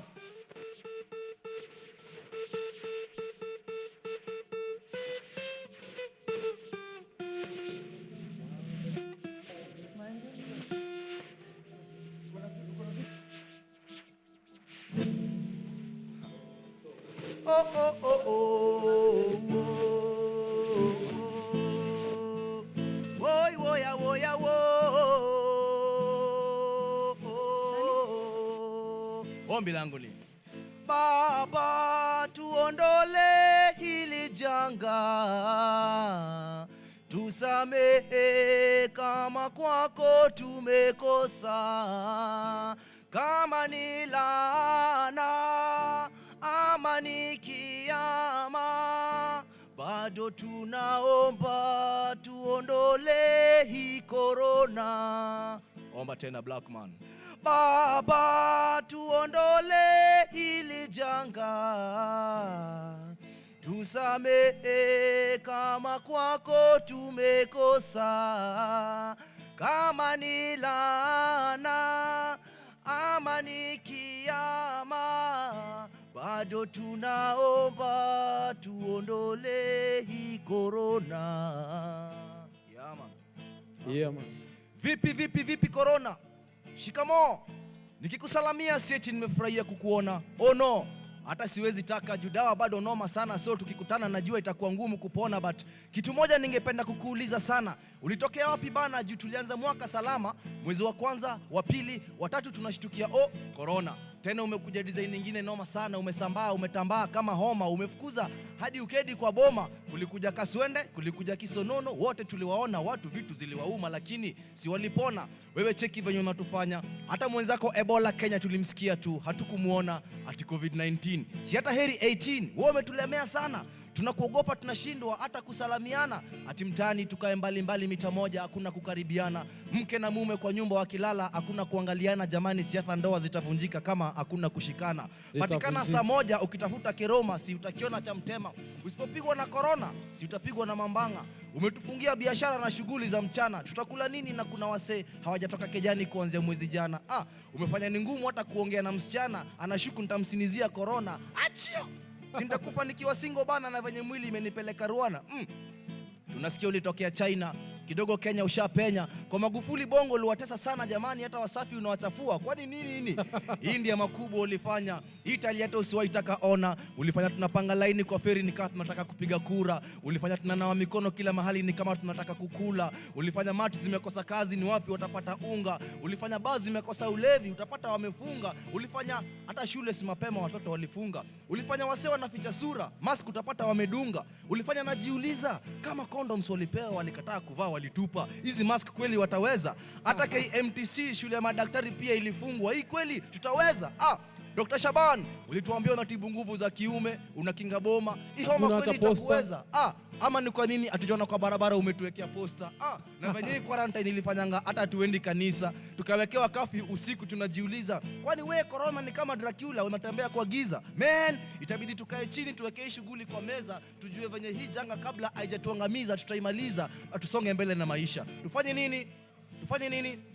Tufuate sheria, zimewekwa kutufunza, kututunza, sio kutuumiza. Usafi muhimu, tusikaribiane sana, jisanitize, osha mikono kwa maji safi na sabuni ama omo, usipende kuguzaguza ovyo ovyo ama virusi utabeba hivyo, epuka mikusanyiko. Kaa kwako, take time kuongea na Mungu wako, atusikie, atusaidie historia tumalizie. Jupenye tumefika right now, mazee wa Kenya tunaumia. The only solution imetubakia ni prayer. That's why black man, ombi langu tu ni moja.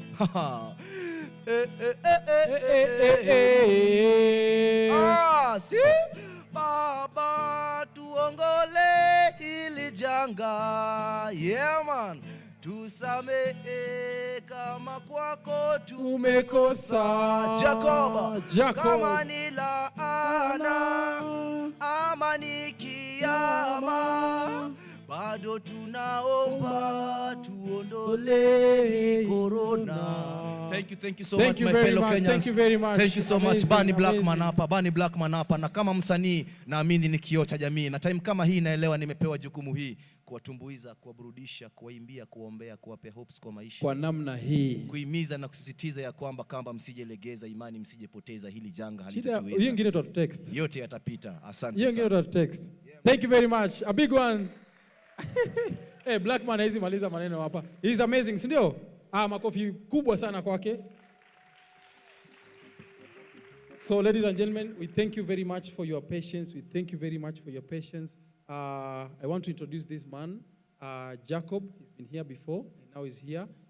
Very briefly, and then we wind up. Mustoke mwalimu kwa hapo. Sawa. Ladies and gentlemen, introducing Jacob. Thank you very much. Thank you. You know what? I can't top off the last act. He was really good, wasn't he? Bunny Blackman. And he came all the way from Nakuru. And we really appreciate all the guys who came today. The guys who came from Mombasa, Machakos, and a number of you came from right here in Nairobi, and we really appreciate that. I want to finish it the day like this. One of the most important things in money is learning about your personal behaviors. That is why the psychology of money is very important. Your personal behaviors do a lot. And it affects the way you spend your money. Let me give you an example. If you're a person who makes hurried decisions, what are you going to do? You're going to make hurried decisions with your own money. Right? But let me not talk about other people. Let me tell you something about my wife.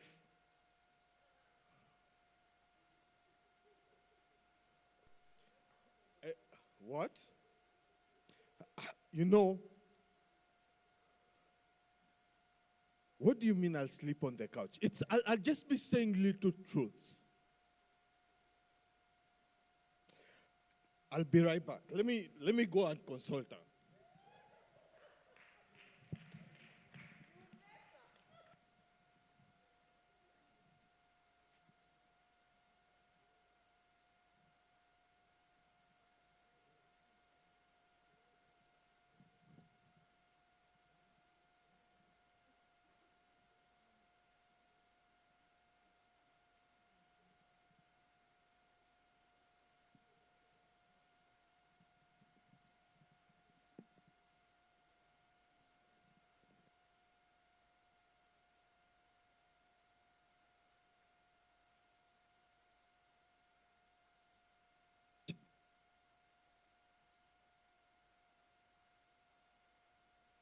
Hata sijui nilipeleka pesa wapi, na najaribu kufanya hesabu fulani hapa na sijui mbona ingiano.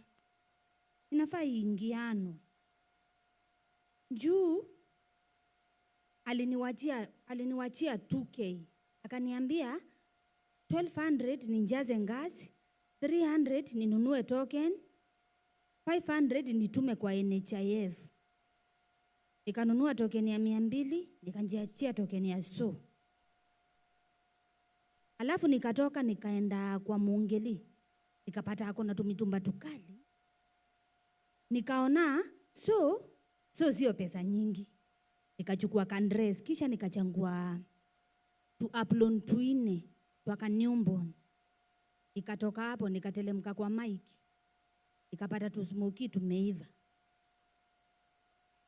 Nikamwambia nikatie kamoya. Nikanjiweka, sikusikia kitu. Nikamwambia akate kingine. Nikampatia so. Kanirudishia 40 bob. Lakini sasa umbaya wa 50 bob ukiinguza tu lazima iishe. So hiyo 40 bob nikaingia kwa super.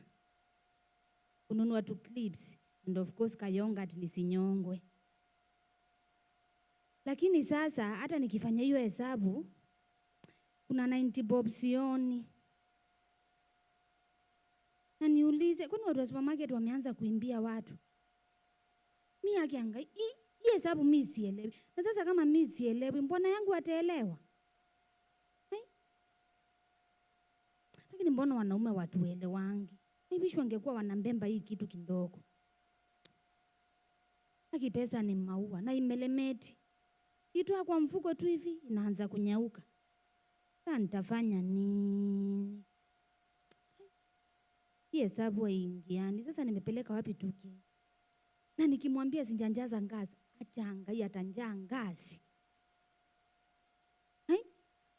Sasa nitafanya nini? Alafu unajua siwezi ekelea mtoto ma cravings. Njua hata mtoto akikula yesi kula tuki. Sasa nitamwambia nini? Mwangai. Mbu kwanza nipigie Mike, nipigie nani Mwasi.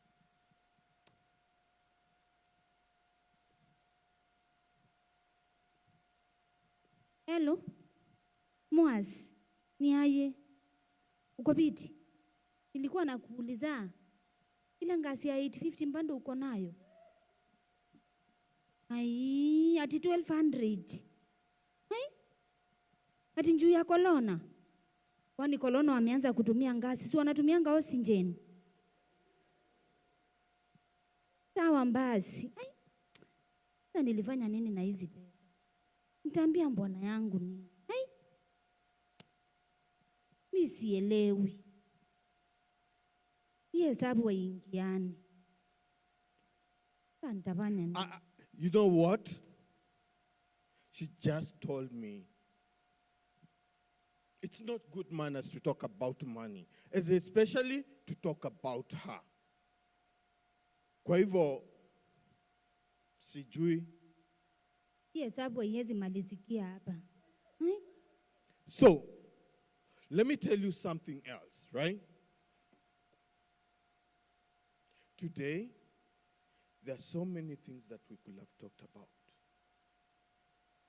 But, you see, it's a little bit in the evening, so we'll spare them for next time. And this is what we're going to learn next time. Number 1, the psychology of finance. Number 2, investment. Number 3, what will be number 3? Oh, retirement. You guys think like you'll work for the next 20 years or 40 years? No. Can I tell you a little fact? The span of an artist's lifetime of an artist is only 7 years. You only have 7 years to work for your entire life. Now, walimu je, they work for about 30 years, but for you as an artist, it's 7 years. Then, we'll revisit something that we talked about, insurance. Today, we only tackled a little bit, tiny little bit. But now, in the next coming days, we're going to be talking about that subject in its entirety. Hey, now Ajua, you saw what KRA did to you guys the other day? They said You live in Kilimani, have posh cars and stuff like that, and they are watching you. We'll also cover that in the next coming few weeks or so. But before I leave, I want to give you just a little nugget.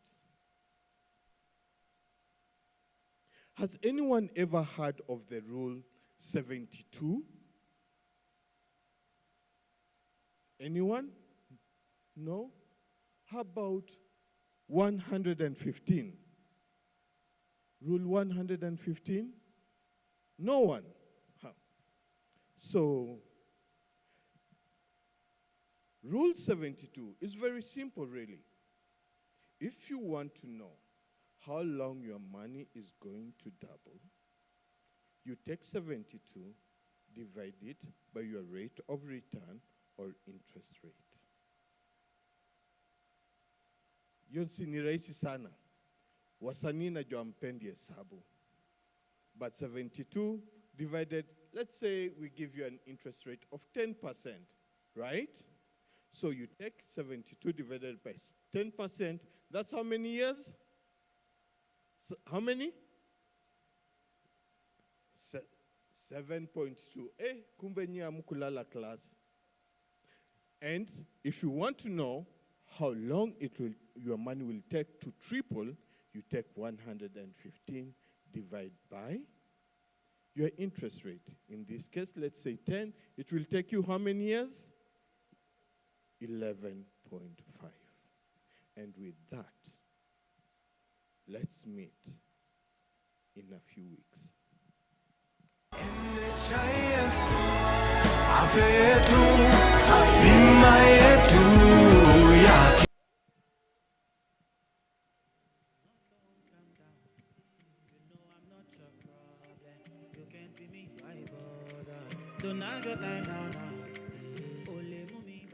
Well, I'm back again, but this time to say a big thank you.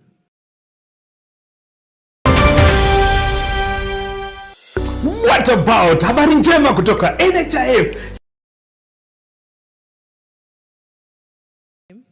I want to go back to my list of sponsors. First and foremost, I'd want to thank KFCB for giving us this space without us paying a coin. They said if it's for the artists, then we are open to it. Let's give a hand of applause to them. Then very close to my heart is one lady, Pauline Njau. That has been our moderator for the day. She's basically been with us step by step up to this point. Without even asking for a coin, she said, I am an artist first. And if it's for the artist, then I will definitely come. Thank you very much, Pauline. Wow. I couldn't have done this without my team. And I'll mention each and every one of them because you're so dear to my heart, and I will forever be grateful. This is just but a beginning of a very long journey for the financial literacy for the artist community. We must change the narrative. Valerie Mungai, Billy Josek, wow, Lameki, Lewis, Cliff, Sospita, and Madame. And then to my artists, oh, Bilal.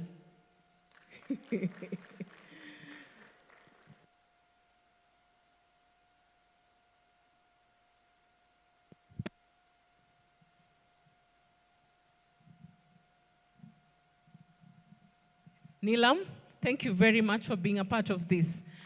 A very big hand of applause to Akuku Danger, Mwende, and Omwami. I am very, very, very, very grateful. To the City Lighters Church, you gave us the sound and the screen. Who are we not to say thank you? I have I call him my runner, Juma, over there. Thank you very much, Juma. Now I'll go back to the sponsors very quickly. Kericho Gold gave us tea for the day, and we thank God it was cold. I don't know how we would have survived without the tea. House of Manji were kind enough to say, okay, we'll come in with a snack. Thank you very, very much because it's kept us going. We didn't have any budgets, but we said, you know what? Let's start the journey, okay? Then we have Boomplay. Thank you very much. And then there's a guy I'd want to thank in absentia. He's not here with us because of unavoidable circumstances. That is Alan Weku. He did a very good job putting the creative aspect of this event together, and we cannot overlook that because he's been a part of this. Thank you very much, Alan Weku, wherever you are. Then one guy. This guy has been keeping the social media going all through. Samuel Njoroge. He's been the one telling you, kujeni Daytona, msanii ni lazima ujichanue, si ndio? Let's give him a better hand of applause than that. Masi Wainaina, I cannot forget you because you've literally been encouraging me and saying, Carol, you must do this. Thank you very much. You're in absentia. And for all those that I've not mentioned, I just want to say thank you, thank you, thank you very much. And before I close, there's one gentleman who believed in us from KFCB. He's in charge of special projects. He was supposed to speak today, but he didn't for, I don't know. Paul Nganga. Wherever he is, nimesema asante, asante, asante sana. Our sound guy, our DJ, we say thank you very much. This day would not have been without your effort. And for those few remarks, I want to ask us to stand up and give glory to God because He's taken us from the beginning to the end.